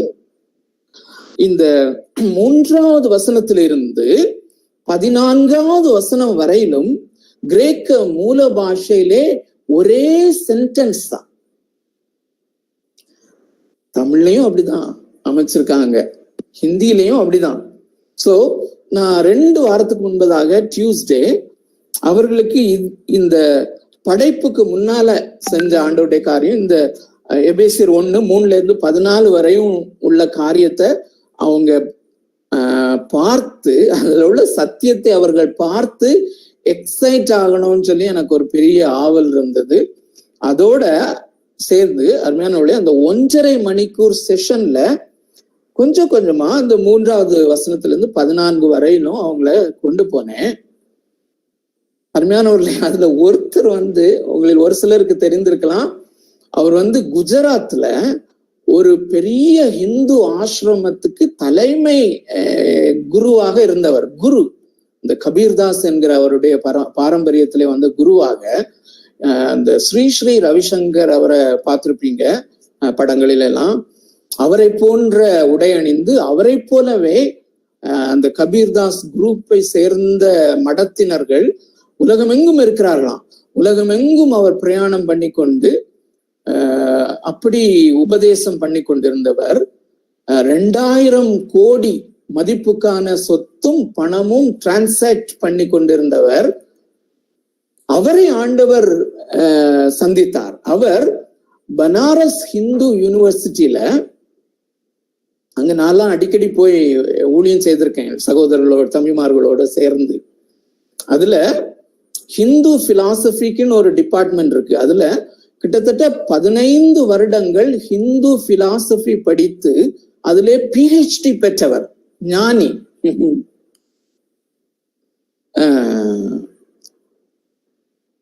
கொஞ்சம் எனக்கு அவர்கிட்ட பேசுறதுக்கு பயமா தான் இருக்கும். ஏன்னா அவருடைய ஹிந்தி அவ்வளவு பாலிஷ்ட் ஹிந்தி,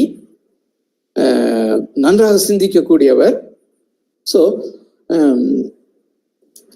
ஆனால் அருமையானவர்களே, அந்த 1.5 மணி நேரம் அந்த செஷன்ல இதை நான் வாசித்து அவங்க முகத்துல ஒரு எக்ஸைட்மெண்ட் என்னால பார்க்க முடியல. ஸோ ஒரு வாரமாக எனக்கு சரியான தூக்கம் இல்லாம மிகுந்த பாரத்தோடு, ஆண்டவரே what am I really doing with them அப்படின்னு சொல்லி, அப்போ ஆண்டவர் அழகா வழி நடத்தினார். திரும்பவும் அதே பேசேஜ எடுத்து வாசிக்கும்படி.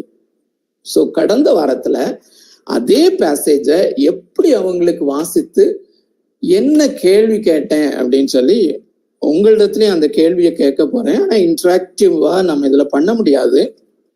ஆனா ஏன்னா முதல் நாள் அவங்களுக்கு அதை வாசித்துட்டு நான் கேட்ட கேள்வி, ஆண்டோடைய அல்டிமேட் மிஷன் என்ன அப்படின்னு. அவங்களுக்கு ஒண்ணுமே புரியலன்னா அப்படி முழிச்சிட்டு இருந்தாங்க. பட் ஆனா இன்னொரு டைரக்ஷன்ல கொண்டு போனேன். அந்த கொண்டு போக ஆண்டவர் கிருபை செஞ்சாரு. ஸோ அந்த டைரக்ஷன்ல நான் கொண்டு போக விரும்புறேன். அருமையான உள்ளே க்ளோஸா ஃபாலோ பண்ணுங்க. இதுல 3வது வசனத்திலிருந்து ஒரு சென்டென்ஸ் தொடங்குது.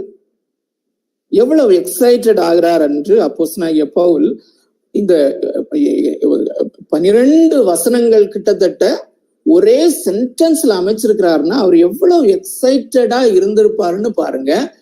நீங்களும் நானும் அதே எக்ஸைட்மெண்ட்டை பெறணும்னு சொல்லி அவர் விரும்புகிறார். யார் விரும்புகிறார்? பவுல் விரும்புகிறார். பரிசுத்த ஆவியானவர் விரும்புகிறார். 3வது வசனம் ஆரம்பிக்கிறேன். க்ளோஸா ஃபாலோ பண்ணுங்க வாங்க. நம்முடைய கர்த்தராகிய இயேசு கிறிஸ்துவின் பிதாவாகிய தேவனுக்கு ஸ்தோத்திரம். அருமையானவர்களே, அப்படின்னா என்னன்னா இதுவும் ஒரு டாக்ஸாலஜி தான். ஒரு Apostle Paul or God is calling us to worship him. இன்னொரு முறையிலே சொன்னால் அருமையானவர்களே, வேதத்தை நாம் ஏன் வாசிக்க வேண்டும்? வேதத்தை வாசிப்பது அவரை துதிப்பதற்காக. So it's a call to worship, to praise God. அதுதான், அது நான் விட்டுட்டேன். அதுதான் இந்த பைபிள் ஸ்டடியில ஃப்ரேஸா நான் போட்டிருக்கேன் இந்த தலைப்பிலே, அவருடைய கிருபையின் மகிமைக்கு புகழ்ச்சியாக. என்னுடைய தனிப்பட்ட ஊழியத்தினுடைய அந்த மிஷன் ஸ்டேட்மெண்டே அதுதான் பிரியமானவர்களே, அவருடைய கிருபையின் மகிமைக்கு புகழ்ச்சியாக. For the praise of the glory of his grace. இது நித்தியத்திலையும் இதுதான் ஒவ்வொரு விசுவாசிக்கும் மிஷன் ஸ்டேட்மெண்டா இருக்க போகுது. அதனால அதை இப்பவுமே நம்ம மிஷன் ஸ்டேட்மெண்டா வச்சிடலாம். சோ நம்முடைய கர்த்தராகிய இயேசு கிறிஸ்துவின் பிதாவாகிய தேவனுக்கு ஸ்தோத்திரம். எதுக்கு ஸ்தோத்திரம்? அவர் கிறிஸ்துவுக்குள், எவ்வளவு கிறிஸ்துவுக்குள் வருதுன்னு பாருங்க. அவர் கிறிஸ்துவுக்குள் உன்னதங்களிலே ஆவிக்குரிய சகல ஆசீர்வாதத்தினாலும் நம்மை ஆசீர்வதித்திருக்கிறார். The greatest blessing அவர் கிறிஸ்துவுக்குள் நமக்கு கொடுத்திருக்கிறார், உன்னதங்களிலே கொடுத்திருக்கிறார்.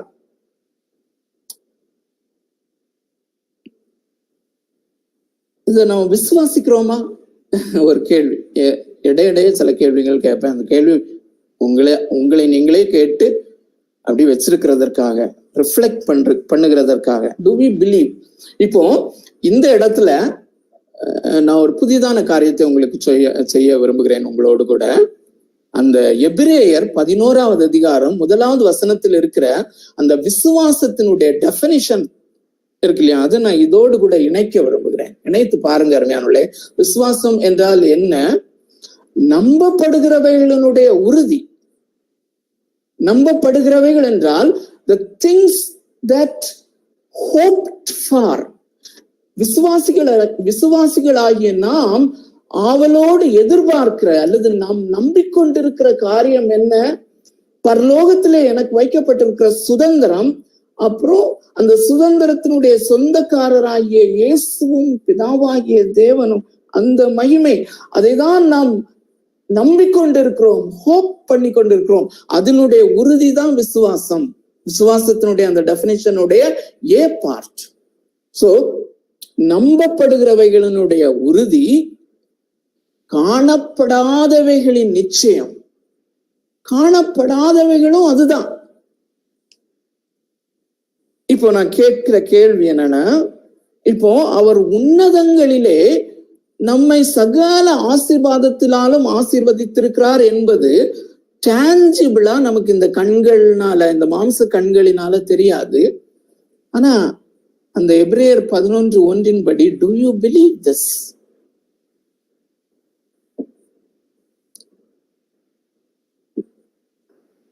கடந்த வாரத்திலே ஆண்டவர் என்னை நடத்தி கொண்டு வருகிற காரியம் இதுதான். அருமையானவர்களே, do you believe this? இதை நாம் விசுவாசிக்கிறோமா? தொடர்ந்து வாங்க.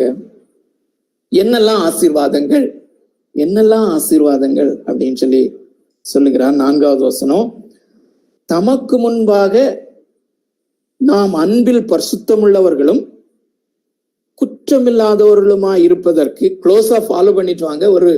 ஒரு $1 million கேள்வி ஒன்று கேட்பேன்.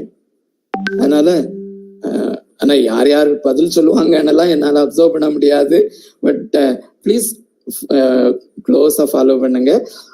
தமக்கு முன்பாக, தேவனுக்கு முன்பாக நாம் அன்பில் பரிசுத்தம் உள்ளவர்களும் குற்றமில்லாதவர்களுமாய் இருப்பதற்கு அவர் உலக தோற்றத்திற்கு முன்னே கிறிஸ்துவுக்குள் நம்மை தெரிந்து கொண்டபடியே. Do you believe this? அந்த கேள்வியை ஒவ்வொரு வசனத்திலையும் கேட்டுச்சே வாங்க. ஏன்னா வசனம் முடியல. அந்த விசுவாசத்தை பற்றி சொல்லும் போது, காண்கிறவைகளை ஒருவன் ஏன் விசுவாசிக்கணும்? அருமையானவர்களே, அநேகர் இந்த எபிரேயர் 11:1 காணக்கூடிய பொருட்களாகிய ஒரு கார், காணக்கூடிய பொருட்களாகிய ஒரு வீடு, காணக்கூடிய பொருட்களாகிய ஒரு பட்டம், பதவி, வேலை, அதை சேர்த்தார்களானால் அந்த காணக்கூடிய பொருட்களை ஏன் விசுவாசிக்க வேண்டும்? The எபிரேயர் 11:1 is not relevant for that. காணக்கூடாத ஒரு காரியம் இருக்கிறது அருமையானவர்களே. அதை தான் நாம இப்ப வாசித்து கொண்டிருக்கிறோம். உலக தோற்றத்திற்கு முன்பதாகவே அவர் கிறிஸ்துவுக்குள்ளே உங்களையும் என்னையும் தெரிந்து கொண்டார். அவரை நாம் சர்வ ஞானி என்று தெரிந்திருக்கிறோம்.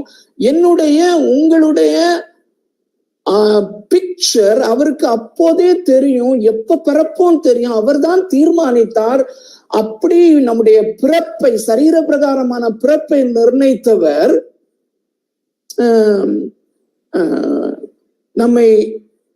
நம்மை கிறிஸ்துவுக்குள்ளே பரிசுத்தமுள்ளவர்களாக இருக்கும்படி, குற்றமில்லாதவர்களாக இருக்கும்படி செப்பரேட் பண்ணியிருக்கிறார். அப்பவே டு யூ பிலீவ் திஸ்? காணக்கூடாத காரியமாகி இந்த காரியத்தை தத்ரூபமாய் நான் காண்கிறேன் என்று சொல்லுவோமானால் விசுவாசம் பார்க்க முடியும்ல. அகைன் இதுவும் நம்ம சொல்ற ஸ்லோகன் தான் எப்பயுமே. இதை நான் காண்கிறேன், ஐ see this. அது மாத்திரம் இல்ல, என்னுடைய நாக்குல எச்சி வருது, ஐ love this truth. அதை நான் ருசிக்கிறேன், அதை ரசிக்கிறேன். அதான் விசுவாசம்.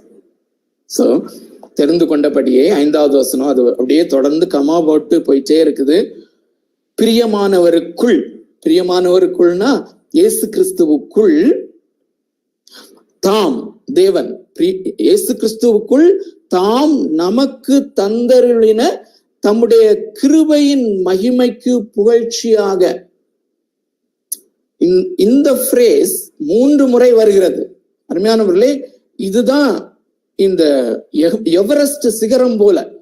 சோ இந்த காஸ்பல் என்பது ஒரு இமாலய மலை போல நாம் ஏரோப்ளேன்ல போகும்போது கண்டு கழிக்கக்கூடிய ஒரு சிகரம் மலையாக இருந்தாலும், அந்த மலையிலே சிகரமாக இருக்கிற அந்த ஃப்ரேஸ் இதுதான், அவருடைய கிருபையின் மகிமைக்கு புகழ்ச்சியாக.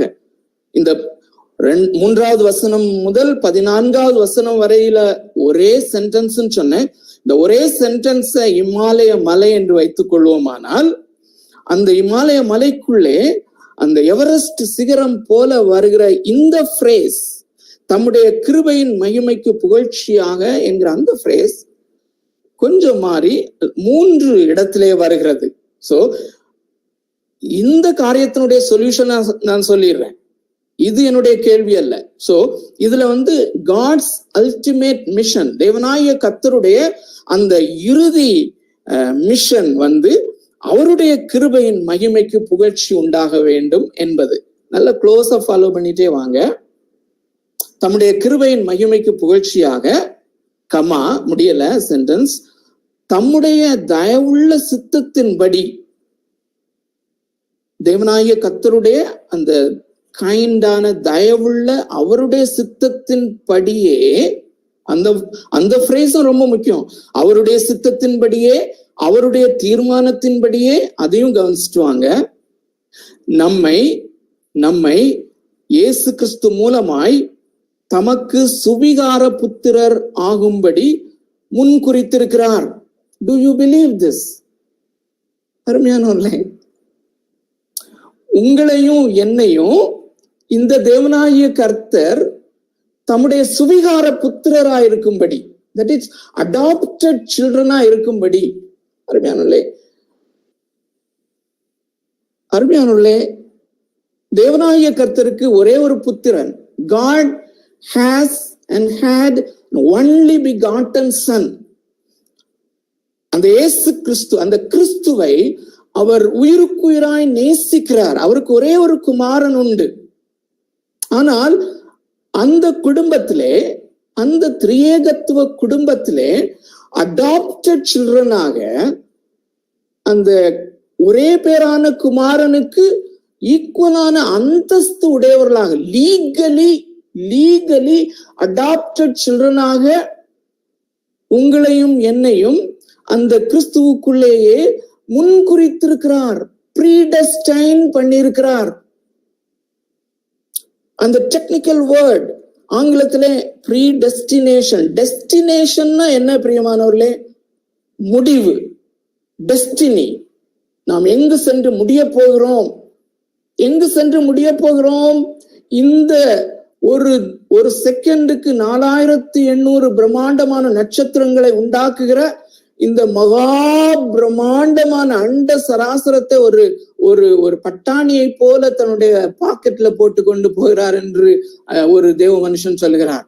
அந்த தேவனுக்கு அடாப்டட் சில்ட்ரனா நாம இருக்கும்படி, நீங்க இருக்கும்படி பர்சனலா உங்களை ப்ரீடெஸ்டைன் பண்ணியிருக்கிறார்.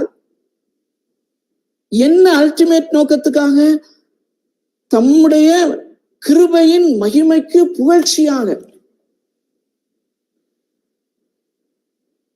நல்லா ஃபாலோ பண்ணிட்டே வாங்க. ஒரு டெக்னிக்கல் கொஸ்டின் இருக்கிறது.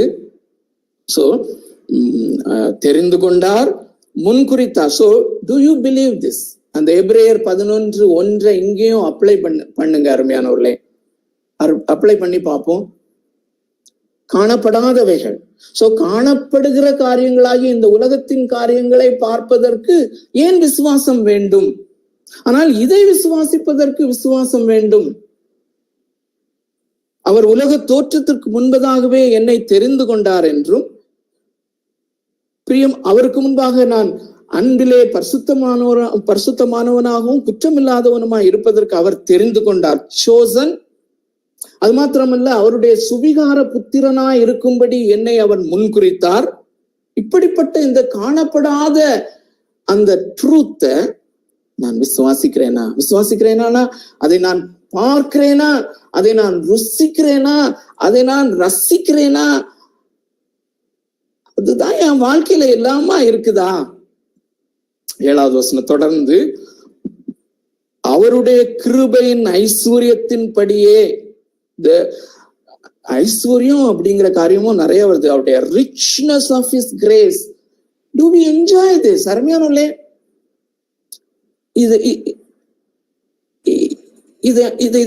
இதை விசுவாசித்து இதை என்ஜாய் பண்ணணும்னா ஆண்டவர் நமக்கு விசுவாசத்தை தரணும். சோ கர்த்தருக்குள் மகிழ்ச்சியா இருக்கிறதுன்னா அருமையானவர்களே, இப்படிப்பட்ட காரியத்தை நாம் விசுவாசித்து அவருக்குள் மகிழ்ச்சியா இருப்பதுதான். சோ அவருடைய கிருபையின் ஐஸ்வர்யத்தின்படியே இவருடைய இரத்தத்தினாலே, யாருடைய இரத்தத்தினாலே? இயேசு கிறிஸ்துவனுடைய இரத்தத்தினாலே பாவ மன்னிப்பாகிய மீட்பு இவருக்குள் நமக்கு உண்டாயிருக்கிறது. சோ நல்ல கவனிங்க, இந்த இயேசு கிறிஸ்துவனுடைய இரத்தத்தினாலே பாவ மன்னிப்பாகிய மீட்பு இவருக்குள், இந்த கிறிஸ்துவுக்குள்ளே நமக்கு உண்டாகும்படி அவருடைய அந்த கிருபையின் மகா ஐஸ்வர்யத்தை காண்பிக்கும்படியாக, சோ இந்த கிறிஸ்துவுக்குள்ளே இந்த பாவ மன்னிப்பாகிய மீட்பு நமக்கு உண்டானாதான் அதுக்கு முந்தின வசனத்திலே இருக்கிற அந்த சுவிகார புத்திரர் ஆக முடியும். அவருக்கு முன்பாக குற்றமில்லாதவர்களும் பரிசுத்தம் உள்ளவர்களுமாய் நிற்க முடியும். அதை அவர் செய்கிறார். எப்போ? உலக தோற்றத்துக்கு முன்பதாக. 8வது வசனம், அந்த கிருபையை அவர் சகல ஞானத்தோடும் புத்தியோடும் எங்களிடத்தில் பருக பண்ணுகிறார். இப்போ இந்த 7வது வசனம் வரையிலும் விசுவாசிகளுடைய வாழ்க்கைக்காக, நம் ஒவ்வொருவருடைய வாழ்க்கைக்காக, இதுல கலந்து கொள்கிற விசுவாசிகளாகிய நம் ஒவ்வொருவருடைய வாழ்க்கைக்காக அவர் உலகத்திற்கு தோற்றத்துக்கு முன்பதாகவே செய்த காரியங்களை பார்க்கிறோம். ஆனா 8வது வசனத்திலிருந்து அப்போஸ்தலர்களுடைய வாழ்க்கையில என்ன நடக்கிறது என்பதை சொல்லுகிறார். அதுவும் நம்முடைய வாழ்க்கைக்கும் தொடர்புடையதாக தான் இருக்கிறது. ஆகையினால் அந்த கண்ணோட்டத்தோடு ஃபாலோ பண்ணுங்க. அந்த கிருபையை அவர் சகல ஞானத்தோடும் புத்தியோடும் எங்களிடத்தில் பெருக பண்ணினார். அப்போஸ்தலர்கள் எங்களிடத்திலே பெருக பண்ணினார். காலங்கள் நிறைவேறும் போது விளங்கும் நியமத்தின்படி, காலங்கள் நிறைவேறும் போது, அது 2000 வருஷமா இருக்கலாம், அது அப்பொழுதெல்லாம் நிறைவேறும் போது விளங்கும்படி, காலங்கள் நிறைவேறும் போது விளங்கும் நியமத்தின்படி பரலோகத்தில் இருக்கிறவைகளும் பூலோகத்தில் இருக்கிறவைகளும் ஆகிய சகலமும் கிறிஸ்துவுக்குள்ளே, அந்த கிறிஸ்துவுக்குள்ளே, அவருக்குள்ளே என்கிற ஃப்ரேஸையும் நீங்க அதுக்கு பிறகு இந்த செஷன் முடிஞ்ச பிறகு இந்த வாரத்துல நீங்க இதுல இன்னும் டெவலப் பண்ணுங்க அருமையானவர்களே. நான் இன்ட்ரோடியூஸ் தான் பண்ணி விடுகிறேன். 10வது வசனம், கிறிஸ்துவுக்குள்ளே கூட்டப்பட வேண்டும் என்று தமக்குள்ளே தீர்மானித்திருந்த, எப்போ? உலக தோற்றத்திற்கு முன்பே தமக்குள்ளே தீர்மானித்திருந்த தம்முடைய தயவுள்ள சித்தத்தின் ரகசியத்தை எங்களுக்கு அறிவித்தார். 11, மேலும் கிறிஸ்துவின் மேல் முன்னே நம்பிக்கையாயிருந்த நாங்கள் அவருடைய மகிமைக்கு புகழ்ச்சியாயிருக்கும்படி, 2வது தடவை ரிப்பீட் ஆகுதான், அவருடைய மகிமைக்கு புகழ்ச்சியாயிருக்கும்படி. 12, தமது சித்தத்தின் ஆலோசனைக்கு தக்கதாக. இதுவும் வித்தியாசமான ஃபார்ம்ல வருகிறத பாருங்க. ஆனா ஒரே கருத்து தான் அருமையானவர்களே. தமது சித்தத்தின் ஆலோசனை, தமக்குள்ளே தீர்மானித்திருந்த தம்முடைய தயவுள்ள சித்தம். 6வது வசனத்துல தம்முடைய தயவுள்ள சித்தம், அவருடைய தீர்மானம், அவருடைய பிளான் உலக தோற்றத்திற்கு முன்பே. 12, பியூட்டிஃபுல் அகெயின், தமது சித்தத்தின் ஆலோசனைக்கு தக்கதாக எல்லாவற்றையும் நடப்பிக்கிற அவருடைய தீர்மானத்தின்படியே. இப்போ இந்த சாவரனிட்டி, அந்த சாவியை நம்ம எடுத்துக்கொண்டே இங்க இதையும் எபேசியர்களுடைய நிருபத்துக்கும் இந்த சாவி ரொம்ப முக்கியமான காரியம். நாங்கள் முன்குறிக்கப்பட்டு நீங்கள் முன்குறிக்கப்பட்டுன்னு சொல்லி முதல்ல பார்த்தோம். நாங்களும் ப்ரீடெஸ்டைன் பண்ணப்பட்டு, ப்ரீடெஸ்டைன் அகைன், டெஸ்டினியை அவர் குறிக்கிறார் முன்னதாகவே. கிறிஸ்துவுக்குள் அவருடைய சுதந்திரமாகும்படி, அவருடைய ட்ரெஷராக நாங்கள் இருக்கும்படி தெரிந்து கொள்ளப்பட்டோம். இங்கேயும் chosen, அது ஒரு டெக்னிக்கல் டேர்ம், 13வது வசனம். நீங்களும் அதே மாதிரி நீங்களும் உங்கள் ரட்சிப்பின் சுவிசேஷமாகிய சத்திய வசனத்தை கேட்டு விசுவாசிகள் ஆனபோது வாக்குத்தத்தம் பண்ணப்பட்ட பரிசுத்த ஆவியினால் அவருக்குள் முத்திரை போடப்பட்டீர்கள். You are sealed. கிறிஸ்துவுக்குள்ள நீங்க சீல் பண்ணியாச்சு. உங்களை பரிசுத்த ஆவியாரை வச்சு என்ன சீல் பண்ணியாச்சு. To you believe this? அது திருப்பி திருப்பி ஒவ்வொரு ஃப்ரேஸ்லயும் அருமையானவர்களே கேட்டு பாருங்க. எபிரேயர் 11:1 இங்க கொண்டு வந்துட்டே இருங்க. ரிப்பீட்டடா காணக்கூடிய நீங்கள் வாங்க போற காரையோ அது எல்லாமே பார்க்கக்கூடியது அருமையான மாம்ச கண்களினால் பார்க்கக்கூடியது. ஆனா இதை விசுவாசிக்கிறோமா? ஆண்டவர் இந்த மாலை வேளையிலே ஒரு முறை கூட நம்முடைய கண்களை திறப்பாராக. அருமையானவர்களே, every day he needs to open. ஒவ்வொரு நாளும் இந்த எபேசியர் 1:3-14 வசனங்கள் உள்ள சத்தியங்களை பார்க்கும்படியாய் நம்முடைய கண்களை ஆண்டவர் திறக்கணும். பிரியமானவர்களே, அததான் அவர் தொடர்ந்துள்ள அந்த ஜெபத்துல அவர் ஜெபிக்கிறாரு. அருமையானவர்களே, உங்களுக்காகவும் உங்களை சார்ந்தவங்களுக்காகவும் ஜெபம் பண்ணும் போது நீங்க ஃபர்ஸ்ட் இதை விசுவாசித்து என்ஜாய் பண்ணி ஆண்டவரே அவங்களும் இதை என்ஜாய் பண்ணட்டும், ஆண்டவரே அவங்களுடைய கண்களை திறந்துடணும்னு சொல்லி ஜெபம் பண்ணுங்க.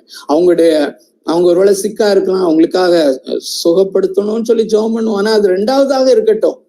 நான் உங்களுக்காக இந்த பைபிள் ஸ்டடியில இணைகிற ஒவ்வொருவருக்காகவும் என் பெயர் தெரிந்த ஒவ்வொருவரையும் நான் சொல்லி ஜெபிக்கிறது இதுதான். பிரியமானவர்களே, ஒவ்வொரு நாளும் ஆண்டவர் உங்களுடைய கண்களை திறக்கட்டும். ஏன் கண்களை திறக்கணும்? இல்லாட்டா அருமையானவர்களே, உங்கள கோர் குரூப்ல இருக்கவங்களுக்கு தெரிஞ்சிருக்கிறபடி இன்னும் என்னுடைய ஸ்லீப் டிசார்டர்ஸ்ல நான் கஷ்டப்படுகிறேன்.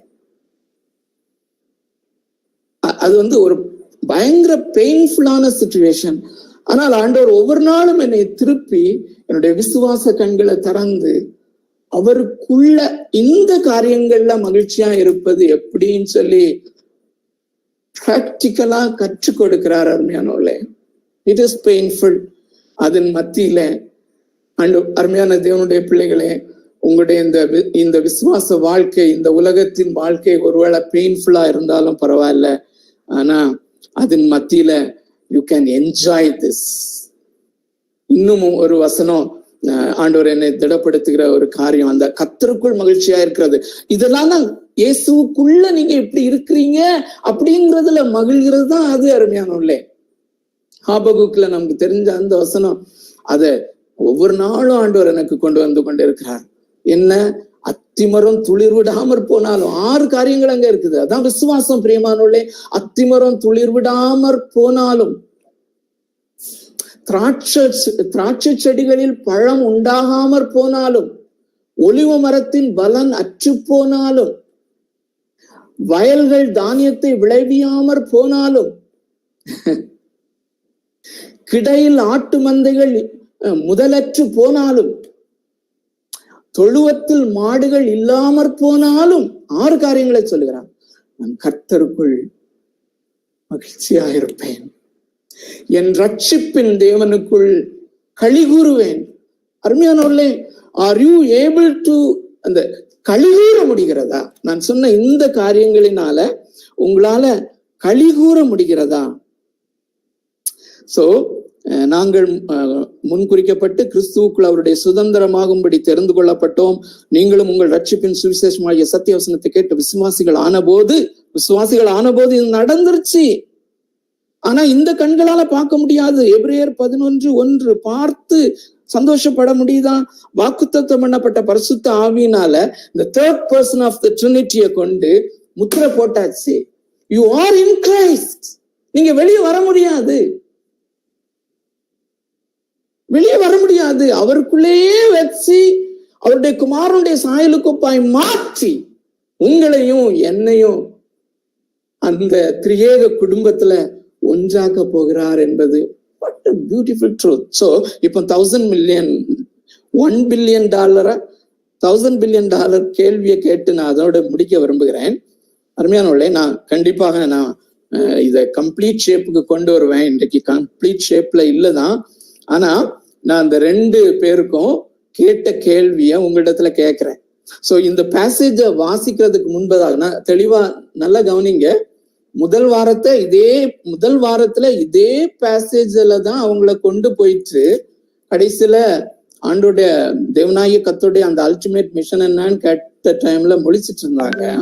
நான் அடுத்த வாரம் நான் ஒரு கேள்விய இந்த பேசேஜ் தொடங்க முன்னால அவங்கள்ட்ட கேட்டேன்.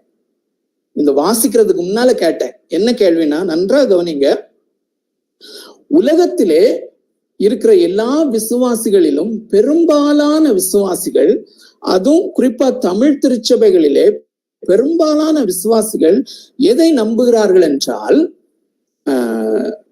மனிதனை அல்லது ஆதாமையும் ஏவாளையும் ஆண்டவர் படைத்த பின்பு அவர்கள் பாவத்திலே விழுந்த பிறகு தேவனாகிய கர்த்தர் பிளான் பி ஆக பாவம் உலகத்திலே பிரவேசித்ததினாலே மனுக்குலத்தை பாவத்திலிருந்து மீட்பதற்காக தன்னுடைய ஒரே பேரான குமாரனை இயேசு கிறிஸ்துவை இரட்சகராக அனுப்பும் அந்த திட்டத்தை பிளான் பி ஆக, அதாவது நன்றாக கவனியுங்கள், மனிதன் ஏதேன் தோட்டத்திலே பாவத்திலே விழுந்த பின்பு பி பிளானாக தேவனாகிய கர்த்தர் தன்னுடைய குமாரனை அனுப்பும் திட்டத்தை முன்மொழிந்து அதை கொண்டு வந்தார் என்று பெரும்பாலும் நம்புகிறார்கள்.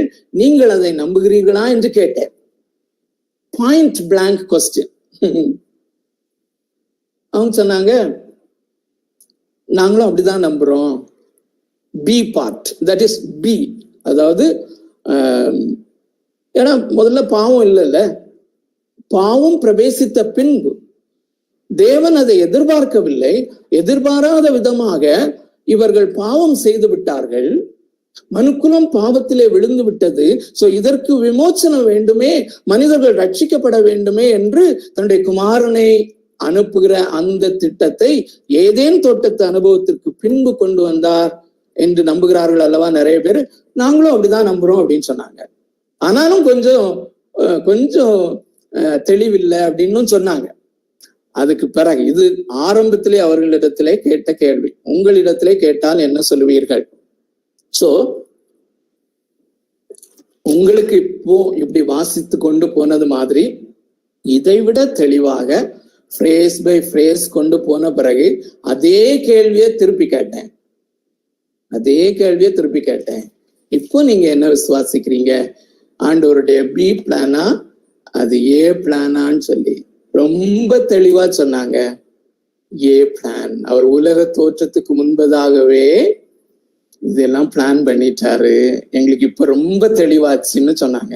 சோ அது இந்த பேசேஜ வாசிக்கும் போது, தொடங்கும் போது இருந்த அவர்களுடைய நிலைமை அருமையானே, ஐ வாஸ் சோ ஜாய்ஃபுல். அப்போ அவர்களுக்காக நான் ஜெபித்த அந்த ஜெபத்தை ஆண்டவர் கேட்டிருக்காரு. அருமையானவர்களே, உங்களுக்கு அருமையானவர்களுக்காக இதுக்காக ஜெபம் பண்ணுங்க. இதை விட வேற என்ன? ஆண்டவர் அவங்களுடைய மனதின் கண்களை திறக்கட்டும், அவங்க இதை பார்க்கட்டும், அவங்க அதை என்ஜாய் பண்ணட்டும். சோ அதை வாசித்து முடிக்கும் போது பரிசுத்த ஆவியானவர் தாமே அவங்களுடைய கண்களை திறந்தாரு. என்ன அவங்க குறிப்பா சொன்ன வசனத்தை அப்ப நான் சொன்னேன், அப்படி நீங்க சொன்னீங்கன்னா அதை எப்படி சப்ஸ்டான்ஷியேட் பண்ணுவீங்க? இந்த பேசேஜ்ல இருந்து நீங்க எனக்கு சொல்லுங்க, உங்களுக்கு என்ன க்ளூ கிடைக்குது? அழகா சொன்னாங்க. அந்த வசனத்தை மாத்திரம் சொல்லி நான் முடிக்க விரும்புறேன். அவங்க சொன்ன காரியத்தை தான் நான் உங்களுக்கு சொல்லுகிறேன். அருமையான ஹிந்தி பிரதர்ஸ் அவங்க என்ன சொன்னாங்கன்னா, 5வது வசனத்துல எழுதியிருக்கு, 4வது வசனத்துல எழுதியிருக்குது, தமக்கு முன்பாக நாம் அன்பில் பரிசுத்தம் உள்ளவர்களும் குற்றமில்லாதவர்களுமா இருப்பதற்கு அவர் உலக தோற்றத்துக்கு முன்னே கிறிஸ்துவுக்குள்ள தெரிந்து கொண்டார்னு இருக்குது. அப்போ உலக தோற்றத்துக்கு முன்பதாக பாவமும் இல்ல, ஆதாமும் ஏவாளும் ஏன் இல்லையே, அப்பவுமே பரிசுத்தம் உள்ளவர்களா நாம இருக்கணும்னு அவர் தெரிந்து கொண்டாருன்னா அப்ப பாவத்தை குறித்த பிளான் அவருக்கு இருந்திருக்குல்ல. ஒரு தம்பி சொன்னா, அமேசிங் இல்ல? அருமையானவர்களே, அடுத்தது அவங்க சொன்ன வசனத்தை உங்களுக்கு முன்பாக சொல்லுகிறேன்.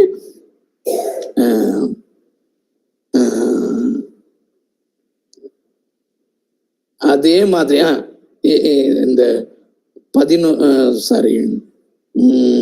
வசனம், அவருடைய கிருபையின் ஐஸ்வர்யத்தின்படியே இவருடைய இரத்தத்தினாலே பாவ மன்னிப்பாகிய மீட்பு இவருக்குள் நமக்கு உண்டாயிருக்கிறது. சோ இது எல்லாமே அந்த ப்ரீடெஸ்டினேஷன் பிளான் எல்லாத்துலயுமே அந்த இயேசு கிறிஸ்து அடிக்கப்படுகிறது இருக்கிறதே. அழக தெளிவாக சொன்னாங்க. இன்னொரு காரியத்தையும் சொன்னாங்க, சரி அது நான் விட்டுறேன்.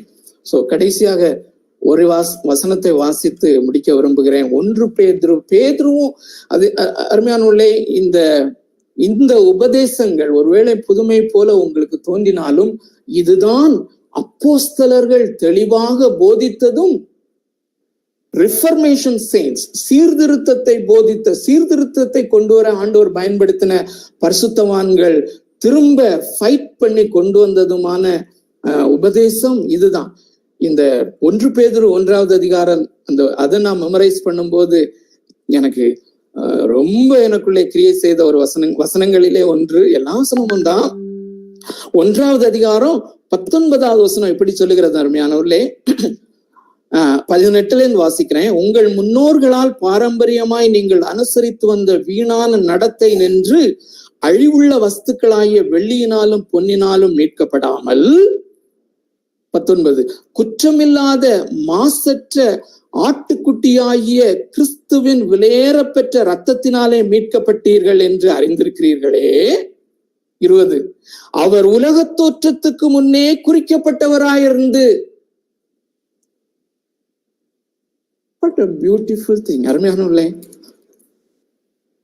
உலக தோற்றத்திற்கு முன்பதாகவே உங்களுக்காக, ஒவ்வொருவருக்காகவும், ராஜேஷ்காக, சுந்தர் சிங் பிரதர், ஒவ்வொருவருக்காக அவர் அடிக்கப்பட்டபடும்படியாக அவர் உலக தோற்றத்திற்கு முன்பதாகவே குறிக்கப்பட்டார். பாவத்தினுடைய என்ட்ரியே இல்லை. குறிக்கப்பட்டு அடுத்த வசனம் அதுவும் ரொம்ப முக்கியமானது இல்ல, அதே பி பார்ட் வாசிக்கலையேனா, அவர் உலக தோற்றத்துக்கு முன்னே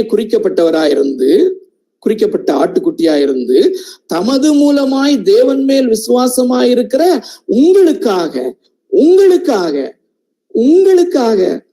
எல்லாருக்காகவும் அல்ல, உங்களுக்காக இந்த கடைசி காலங்களில் வெளிப்பட்டார். அப்பவே குறிக்கப்பட்டாச்சு. உலக தோற்றத்துக்கு முன்பதாகவே குறிக்கப்பட்டு இந்த கடைசி காலங்களிலே வெளிப்பட்டார். 2000 வருஷத்துக்கு முன்பதாக நமக்காக வெளிப்பட்டார். Do you believe this?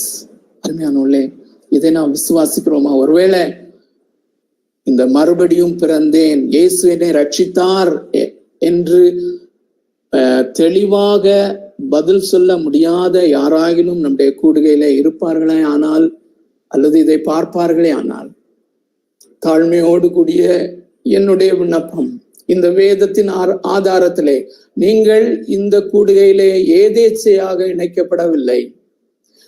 தேவனாகிய கர்த்தர் உங்களை இணைத்திருக்கிறார். அவர் சர்வ ஆளுமை உள்ளவர். அவர் உங்களை இணைத்திருக்கிறார் என்றால் ஒரு நோக்கத்தோடு, உங்களையும் கருத்தில் கொண்டுதான் இந்த இயேசு கிறிஸ்துவை உலக தோற்றத்துக்கு முன்பதாகவே அடிக்கப்பட வேண்டிய ஆட்டுக்குட்டியாக அவர் தீர்மானித்து, உங்களுக்காக, உங்களுடைய பாவங்களுக்காக, உங்களுடைய பாவங்களின் தண்டனைக்காக, என்னுடைய பாவங்களின் தண்டனைக்காக, நாம் கோரமான தேவனாகிய கர்த்தருடைய கோபாக்கினையின் பிள்ளைகளாக இருந்தோம். அதையும் விசுவாசிக்கீங்களா? இப்ப 2வது அதிகாரம் நான் மெமரைஸ் பண்ணிட்டு இருக்கேன். கோபாக்கினையின் பிள்ளைகள், கோபாக்கினை அதனுடைய பிள்ளைகளா இருக்கிறோம். ஒருவேளை ஒரு சிலர் இன்னும் ரட்சிக்கப்படாமல் இருந்தா அந்த நிலைமையில இருக்கீங்க. ஆனா அந்த நிலைமையிலே உங்களை விடுவது அவருடைய சித்தம் அல்ல. யாரா இருந்தாலும் உங்களுக்காக அந்த தேவ ஆட்டுக்குட்டியாகிய இயேசு கிறிஸ்துவை இந்த உலகத்திலே அனுப்பி, the most cruel-ஆன death, இந்த உலகத்திலே ஒரு மோஸ்ட் ஷேம்ஃபுல்லான, மிக மிக அவலட்சணமானதும் மிக கொடூரமான துன்பத்தை அனுபவிக்கக்கூடிய ஒரு மரணம் இருக்குமானால் அந்த சிலுவை மரணத்திலே பிதாவாகிய தேவன் மகா பரிசுத்தர் உங்கள் மேலும் என் மேலும் இருந்த அந்த கோபாக்கினையை, அந்த பாவத்தினுடைய மகா பெரிய தண்டனையை அவர் ஏற்றுக்கொண்டார். இதை மாத்திரம் நீங்கள் விசுவாசிப்பீர்களே ஆனால், விசுவாசிப்பதற்கு உங்களுடைய கண்களை இந்த மாலை வேளையிலே அவர் திறப்பாரானால் அப்படியே ஏற்றுக்கொள்ளுங்க. அவ்வளவுதான், வேற ஒண்ணுமே இல்லை. அவர் உங்களுக்காக எல்லாவற்றையும் செய்கிறவர், அவர் உங்களை ரட்சிக்கிறவர். நீங்க செய்ய வேண்டியது ஒன்றுமே இல்லை, அவர் செய்து முடித்து விட்டார். அதை அப்படியே ஆமாண்டவரே நான் அதை விசுவாசித்து ஏற்றுக்கொள்கிறேன் என்று மாத்திரம் நீங்கள் சொல்வீர்களே. ஆனால் ஒருவேளை இந்த கூட்டம் முடிந்த பிறகு உங்களுக்குள்ளே ஒரு சலசலப்பு இருக்குமானால் தனியான ஒரு அறையிலே அல்லது அறையிலே ஒரு ஓரத்திலே ஒதுங்கி போய் என்னை ரட்சியும் ஆண்டவரே, நீர் எனக்காக பாடுபட்டதை நான் நம்பி ஏற்றுக்கொள்கிறேன் என்று மாத்திரம் சொல்லுங்கள். மற்றவர்களும் விசுவாசிகளும் அருமையானவர்களே, இந்த எபேசியர் 1வது அதிகாரம் 3-14 வரையும் இன்னும் 12 பண்ண ஆண்டவர் உங்களுடைய கண்களை, என்னுடைய கண்களை இன்னும் விரிவாய் திறக்க நமக்கு அருள் புரிவாராக, கிருபை செய்வாராக. தேவன் தாமே நம்மை ஆசீர்வதிப்பாராங்க. ஓற்று தம்பி இளங்கோ. Thanks uncle. எலியேசர் நம்ம கேட்ட வார்த்தைகளுக்காக செபிப்பாங்க. ஸோ தேவன் இவைகளை எல்லாவற்றையும் எட்டர்னிட்டி பாஸ்ட்ல, ஸோ இந்த உலக தோற்றத்திற்கு முன்பாகவே எல்லாவற்றையும் முன்குறித்து எட்டர்னிட்டி ஃபியூச்சருக்காக அவர் தம்முடைய மகிமைக்கு புகழ்ச்சியாக நடப்பித்துக் கொண்டிருக்கிறார்.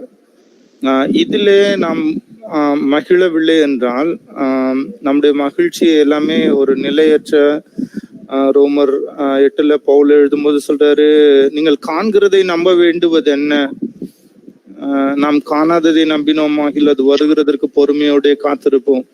ஸோ இந்த கேட்ட வார்த்தைகள் நம்முடைய லைஃப்ல என்கவுண்டரா இருக்கவும், தேவனிடத்துல நம் கிட்டி சேரவும், அந்தத்தில் உள்ளவைகளை ஆதி முதற்கொண்டு